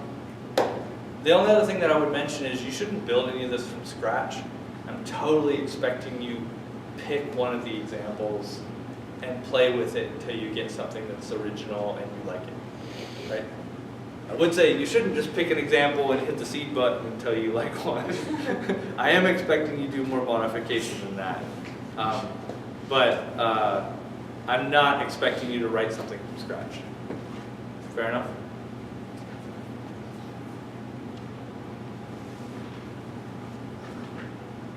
Because all these were written, as derivatives of the built-in rules. Like, I think this is actually derived from the thing we were just messing with, for whatever that's worth. And this was built from the very first example, the shard thing. So I moved all those shards so they're close enough to be touching each other, add a little bit of twist so that they have a little bit of motion across them, and flatten them out a little bit. But I think that's the biggest thing that you'll need to understand is that if you make something in structure synth and all the boxes or all the spheres are not touching, then that's not printable. So you do need to think about how all of your stuff needs to overlap or touch, not in every direction, but at least needs to be touching something else, right? Because otherwise you just have floating things, and that's not really going to print. All right, we're almost done. We're meshing. Come on, baby. So yeah, we have 2.1 million faces.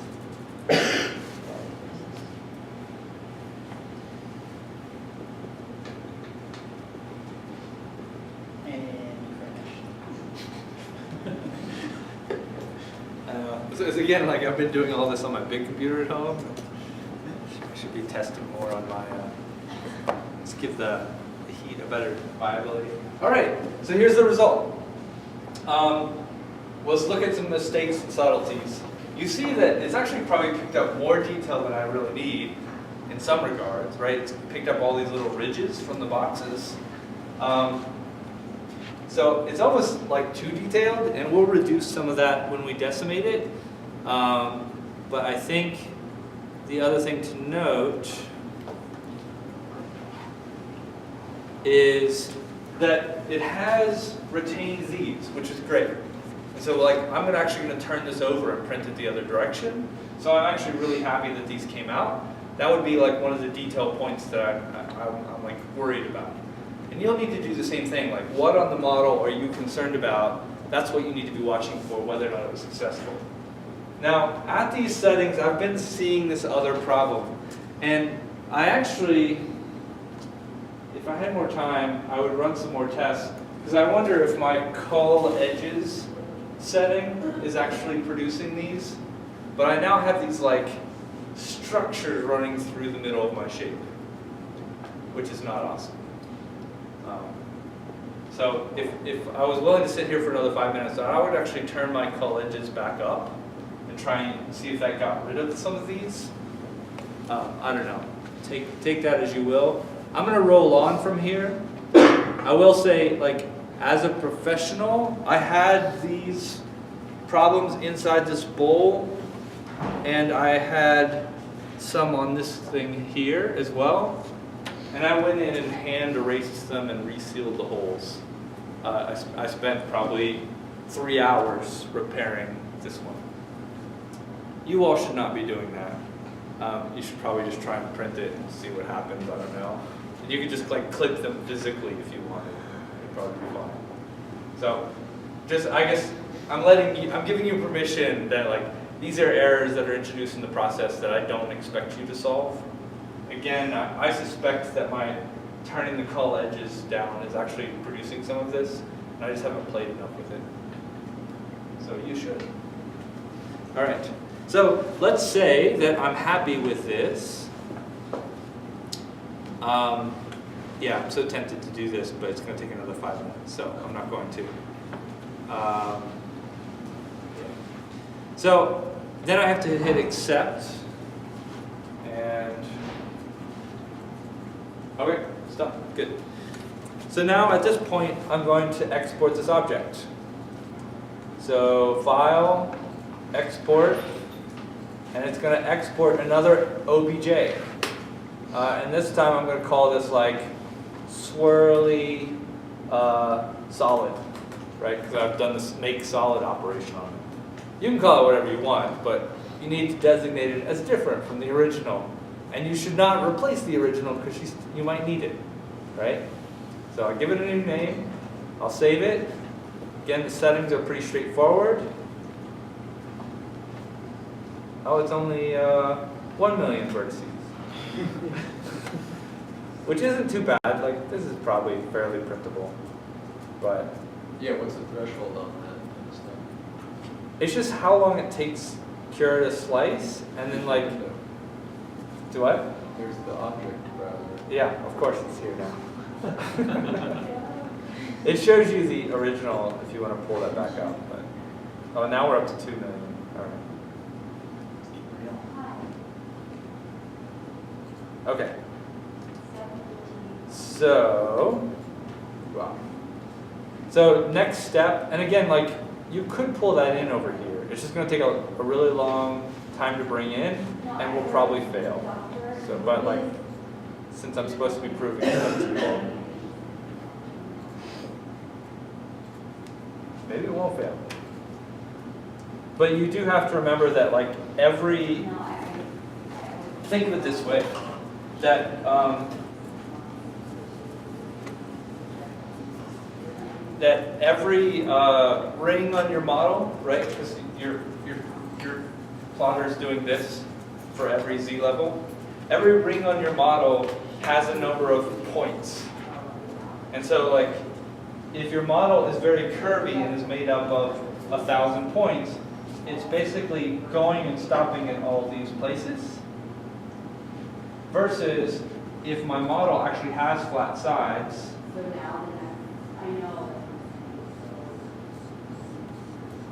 and it's made up of this many points, it's going to be faster to print. Right? It's just all there is to it. Here we go, convert units, yes. I don't know how big this is going to come in. There we go. Nice. So it did come in, and it's not too pissy about it. And if you want to go this route and just chance it, it's all on you. I would suggest the next step, but it may not be necessary. Okay? What's your first design for the Unibot? Do what? What's your first design for the Unibot? Yeah, right. I'm gonna have to flip it over and everything, but all right. So I'm gonna switch over to Blender now, and let's just go through like opening up Blender. So when you open Blender, you're gonna see something like this. Again, I've got a theme that just makes this more visible, but the default thing for Blender is to make a cube appear in the middle. Blender is a modeling program. You're meant to basically take this cube and start extruding it into the awesome thing that you're trying to make, right? Like with that sandstone character I brought in here, he started with a cube, and I just started extruding, right? So that's why it's here, whatever. To get rid of something, I'm just going to click on it with my right mouse button. This is what's really going to mess you up. You have to click with your right mouse button to select, and I'm going to hit X to delete. So I just got rid of the default cube, because otherwise the default cube is going to come over with your model when you're done with it. So I get rid of the default cube. Next step, File, Import, OBJ. All right. So I'm importing my object. I'm going to go to the desktop. I'm going to find swirly solid. You can see it's 170 megs. That's crazy for a 3D model. It's insane. And I'm just going to double click on it. And now we'll import swirly solid object. Just a quick question. Yeah. So the last step of Meshmaker was just to do all those like settings to like make it more accurate and like the mesh density collages, Uh-huh. and then like after that's all done, then it's okay, like this is the next step. Yeah, well, the last step in Mesh Mixer was to export the output. Export it, yeah, and then have it, yeah, rename it, and then have. Yeah, and then we're opening it up. So, it's taking a moment. All right, so here we go. Here it is in Blender. I think you just need to know that in terms of the Blender mouse, the scroll wheel zooms, or your scroll wheel zooms. And if you click on your scroll wheel or your middle mouse button, that is how you rotate. All right, so clicking your middle mouse button or your scroll wheel is how you rotate. And so then again, right mouse button is to select. Left mouse button actually moves this little cursor around. Don't worry about it right now, because you're not going to use it. So the first thing that I want to do is, well, all that I need to do, I guess let's just go about it this way. The only thing that I want to do here, I can do a lot more, but the only thing I want to do is I want to make sure that this is selected. And I'm going to come all the way over here to the side. Sorry, Control Zoom. I'm going to come all the way over here to the side to this wrench. This is where we add modifiers in Blender. And modifiers are the way that you can do booleans, they're the way that you can do animations, the way you can do a whole bunch of things. But in particular, we're going to add modifier decimate. Decimate is how you reduce the number of polygons on your shape. So add modifier decimate. And this is really nice and easy because you can see here that this particular model is 2,001,988 faces. I probably want to shoot for something more like 200,000 faces or 20,000 faces, depending on the level of detail I need. So I'm just going to change my ratio to 0.1. That will get me down to 200,000 faces. So change ratio to 0.1. And it's going to spin and do the work. And we're just going to, I'm going to see the model change. So Sorry, what was the path of that again? You get to. So we go over to the wrench. Yep. And then add modifier. And then decimate.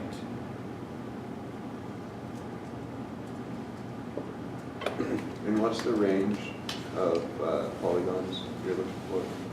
I mean, you definitely want less than 1 million. Yeah. If you can get down into like a couple 100,000, that's good. You can go lower if you want, but you might lose a lot of your detail. Yeah. Okay. So this is like, it becomes an artistic choice. Right. Right? So this actually went through. So this is 10% of the previous polygons. It actually didn't change that much at all. I'm actually surprised it changed so little. So I would probably go ahead and like reduce it again, just even for a cleaner model. It's gonna get cleaner edges if you're reducing. Potentially. So I'm going to go down. Damn it. My mouse just went away. Mouse.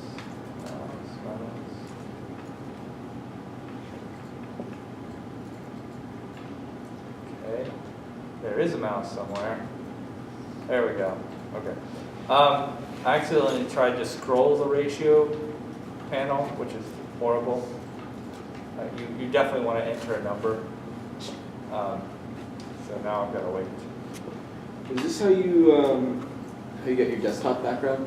Or is that how that was made? Start with an existing model and you decimated it? Partially, yeah.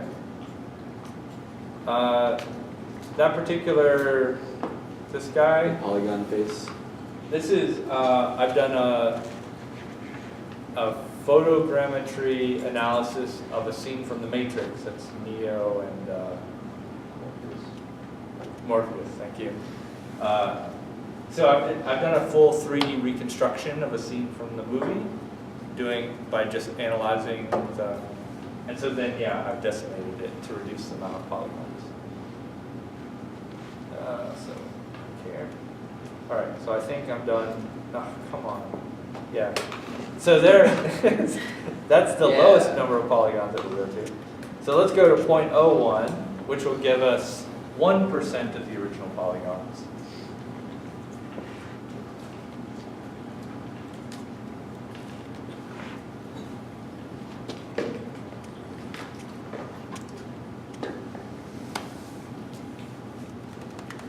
And see if we like the settings.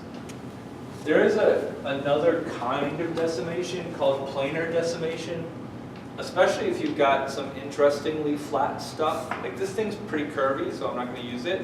But if you've got stuff that's made up of lots of flat faces, you might just switch over to planar and play around with it.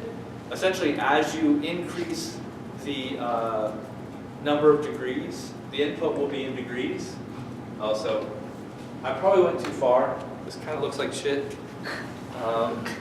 What I will say is that it's smooth shaded right now. I'm going to make sure that it's flat shaded. That should make it a little bit more discernible.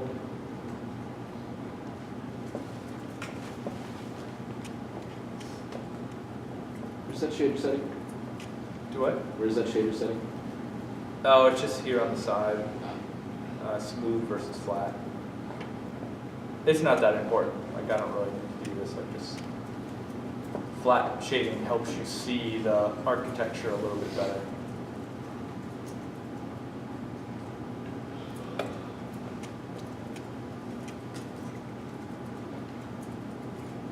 Yeah. So now I have a much better idea of like what I did and didn't lose. So I've still got enough detail of what I want. So this is, it's your choice. Like how far do you want to take this? I like this result. Again, at this point, my only like big concern are some of these thin strings in between. Those kind of suck, but I'm not going to teach you to clean that out right now. It's just like that's too much Blender. So this is the decimate process. I will, while we're here, mention something else, but I don't actually encourage you to mess with it. But Blender also has its own built-in, oh Christ. This is another problem if you're doing these modifiers. Everything you do has to reload the entire model. So if you're happy with what you've got, you can actually hit apply modifier, and you're now dealing with a much lower poly model, and Blender gets a lot faster. Because it's every time I'm doing something, it's taking the 2 million poly model, doing this decimate action over and over again. Like we don't need it to go over and over again. But this makes the change permanent. All right, apply. This will be the last time we wait for it.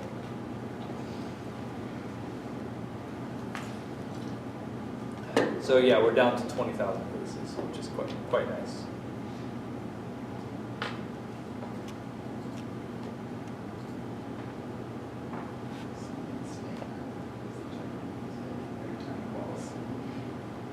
Do what? Someone needs to make an app that plays the Jeopardy music. Or Right. balls spinning. Just tie up some resources firing off an MP3. All right, this will be done in just a second. Okay, great. So now everything I do is to this polygon, this model, and not the 2 million polygon model. And the decimate has been applied. It's destructive. I can't go back. I would need to reload the original if I want to go back. All I'm trying to get at here is for you advanced users who want to go deeper into Blender. Within Blender's add-ons, there is in fact a 3D print tool, the 3D print toolbox that you can turn on. I'm just gonna save that here. And what it means is that now there's an extra tab here on the side called 3D Printing. And I encourage you to read up or watch tutorials on all of the awesome checks that it will do here. But the reason I like this is it does a really thorough analysis of potential problems in your model for it to be 3D printed. I find it much more robust than Mesh Mixer and other things. The problem is it doesn't really fix them for you. You have to go fix them. I mean, it's got a couple things where it'll try and fix them for you, like hitting the Make Manifold button. It's about the same as the Mesh Mixer's like, just fix it button. Odds are you're going to ruin your model and you're better off fixing it yourself. But for those of you who get into 3D modeling and want to use Blender, this is a really great tool package in here, because now I can hit this check all button and it will tell me I've got one face that's non-manifold. Well, it's actually, yeah, an edge. I've got no bad faces, 26 intersecting faces, which may or may not be a problem. And then I've got like thin faces. So I'm actually pretty unworried. This is actually really good statistics. If I've got non-manifold faces, that's a huge problem. If I've got lots of non-manifold edges, that's a huge problem. It's a sign that something's really gone wrong. But I'm not going to cover this. Just putting this out there for like, as you all grow into awesome 3D masters, this is a great tool. Will it point them out to you? Yes. Okay. So yeah, if I hit, I need to go into edit mode, and if at this point I hit show me that non-manifold edge, it actually shows me where it is, which is right up there. So this is hard with my screen. Is it the target or the blue thing? It's where the target is. Oh, okay. The blue thing is a centroid. So somewhere inside, actually, if I turn on X-ray, here's the internal structure. Sorry, I can't do this. Yeah, so there's a teeny tiny edge right there. Yeah, so there's like an edge about this big in the middle of the object that's non-manifold. Okay, I was just curious if it pointed it out. Yeah, so it will. And like the same thing if I say like show me all the intersecting faces. Now it's showing me all these green faces are intersecting. Got it. Cool. So if that goes to the printer, will it just not know what to do, or will it just kind of pass over it and plastic off a little? Yeah, I mean, you don't really know. It's really the slicer program that will decide. So whether or not this, you know, like if this thing ends up getting messed up in the slicer and not getting printed, I'm kind of okay with that because I don't want it anyway. So like figuring out where the problems are and deciding whether or not that's going to be impactful. But yeah, it's really the slicer that's going to decide whether or not these things matter. It's a good question. Where do you turn on that tab from? It's in add-ons, so user preferences. You just do a search for print here in the add-ons tab, and the only thing doing printing is the 3D mesh toolbox, print toolbox. And so I just turned that on, and that tab suddenly showed up. Cool? All right, that's enough aside. At this point, I want to make sure that I have this mesh selected, so it's highlighted. And either I can go to File, Export, STL, or OBJ. Or if you're in the Print 3D tab, you can also use the STL Export button. It doesn't really matter, they do the exact same thing. So I go to File, Export. I like STLs for my final set. And I just need to give this a name, put it on my desktop. So this will be swirly done. I don't know. I got a U in there. So then export STL. The only thing that I would warn you about is there are STL export options down here. If for some crazy reason you didn't delete the box at the beginning, or you have more than one model in Blender, you would want to make sure that selection only is what you're exporting as an STL, otherwise it'll bring everything. This is also true if you decided to use Blender to do some booleans, like I used Blender to add a cylinder to the bottom of my bowl to give it a nice flat stand, right? So hitting selection only is important. If you did resize this to be exactly the size you want the output to be, and sometimes size is really critical. I mean, right now I'm telling you 4 hours worth of size, but normally you would want it to be exactly 2.36 inches long, right? Because you're using it for something specific. So you can hit scene unit and set the units inside of Blender to be inches and scale it appropriately. I can walk through that for anybody who wants to walk through that. But for us, I don't think it really matters, so I'm not really going to worry about it right now. And finally, apply modifiers just means if you didn't already hit the apply button on the decimate modifier, this would do that on export for you, which is good. So all of that is fine. Again, I'd probably hit selection only just to be safe. I'll hit export STL, and we are done with Blender. And it is off to the races at Z Suite or Cura. Z Suite or Cura. And so now, instead of importing this thing, I'm going to add swirly done. Watch how much quicker this loads instantly. Kapow, right? No wait. And so now I can take this, I can give it a rotation, right? Because I know that I need to spin it on the x-axis 90 degrees, like that. I know I need to scale this because it's insanely big. I can already tell you that this would take at least 20 hours, if not more. So I'm going to scale this down to, say, 10%. Well, okay, that was a little bit far. Let's try 30%. Yeah, so that's pretty good. And know that, you know, it's going to add supports. It's going to be part of what it does. But at this point, we're now ready to hit print, choose our settings. I would make a pretty detailed version of this, and make sure that we have supports turned on for like 45 or 60. And we would prepare to print. And let's see how long this is going to take. I always love to find out the magic.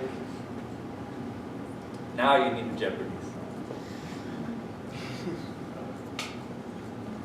Because like this is like, I don't know, decimation, I don't care. Let's see that library. Yeah. How long will this take? How much of my life am I about to give away? So I was confused by Mesh Mixer's like angle thing. It seemed like when I put a higher angle, it actually had more supports higher up the structure, not the other way around. It was like the A was angled away from vertical rather than horizontal. Maybe it was Windows or something. I don't know. I tested it out and it seemed like 45 was, if I went up to 60, I got structures higher up on the thing. I think you're right. Typically in Cura and other things, the degree setting for supports is typically the other way. So I think when you put 60 there, it actually put 30. That's what I'm saying. Kind of. I mean, in other programs that would put 30. In this program, you put 60. Okay. I'm saying, what I'm saying is like, Zortrax is like, this is 0, and this is 60. But other programs start here and say, this is 30, 40, 50, 60. Yeah, and that's how I thought you taught it, and it seemed like it was working a different way on mine. Yeah, no, it's Z Suite goes this way, other programs go this way. It seemed like I was getting different results than that. Okay, I believe you. I think 60, so you think if I turn it to 30, it'll be less? Less supports. All right, I'm going to listen to you and let's try it. Maybe it's just No, I'm not always right. I'm often not right. Let's put it a second way. So yeah, let's go down to 20 degrees. And How long was the print on the first one? I didn't like 3 hours. 3.5 hours. Sweet spot. I'm gonna be excited if they fix this, because it's been backwards and it's been pissing me off for so long. Because nobody thinks of it this way. Yeah.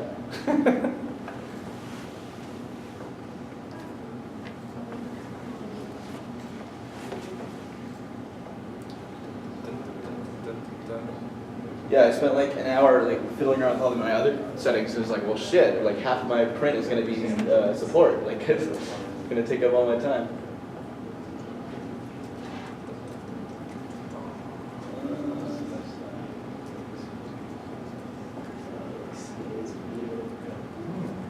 I think you're right. All right. Yeah. All right. Everybody, Tristan just gave us a great level up advice. You should go with lower numbers, not higher numbers. So it is from horizontal. So So you can do 40 instead of 60. Yes. right. Like what we Yeah. got. You want to go more towards 30 or 40 or even 20.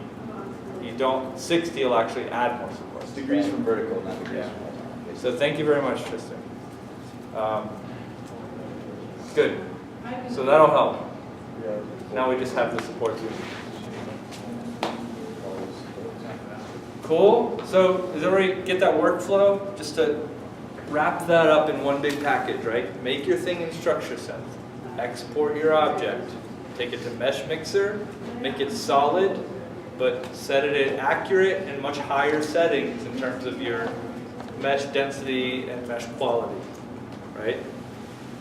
Wait for that to go, hit apply, and then you're going to take that model and you're going to bring it to Blender. You're going to import it.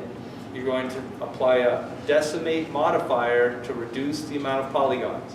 You don't have to do that step, but I advise you do that step. Once you have that decimate modifier, you're exporting the object again, or the STL, at which point you can bring it into Z Suite or Cure or whatever, and then it'll be ready to go. My word of warning would be, I suspect that some of you are going to do very, very awesome generative pieces, and we're going to want to do those with the new dissolvable filament. You absolutely, like if you took any supports out of this, you would break this object, right? I suspect you are going to do awesome things, and we can use the dissolvable filament on the new printer. I have to get used to that printer this weekend because it just arrived yesterday. So that probably means that while you might get all of this stuff ready, we're actually not going to put it into Z Suite. We're going to put this into Cura. You are welcome to do a test version on Zortrax. Again, I highly recommend you do some test versions. But knowing that doing the test version on Zortrax might mean that you have results that kind of destroy themselves as you try and pull those supports out. All right? But I'm just putting on the table that I suspect that most of you will want to take the generative work if you're doing something really convoluted, and we'll move that over to the Ultimaker. So save that print till a little bit later, that final version of that print, and then I can help you do it with the dissolvable filament. That'll probably just be like a lesson I'll give next Tuesday or something. Anybody who wants to try using some of these other kinds of filaments, like rubber filaments, nylon filaments, wood filaments, steel filaments, bronze filaments, we have all of those things on hand, and I'm happy to work with you to set those up on the TAS. That would also be something that we would start next week, and I can give you a little bit. We'll probably have like a dual lesson next week where I'll say like, okay, let's spend an hour talking about the new Ultimaker, and we'll spend an hour talking about the TAS and how you use those two machines. For this weekend, you should really be generating trials and doing them on the print on the regular Zortrax. Cool? Knowing that you'll do your final prints in these higher end materials or more experimental spaces on the other two printers. That doesn't mean that one or even both of your final prints might not be made on the Zortrax. I'm not going to be picky. I'm just encouraging you to also think expansively and try things. All right? Does that make sense? So what I want to do is, we have just enough time, 10 minutes, to just show you really quickly what materials we have. You might want to catalog those or take pictures of them, because we don't have unlimited things. So if you want to just get up, come up there.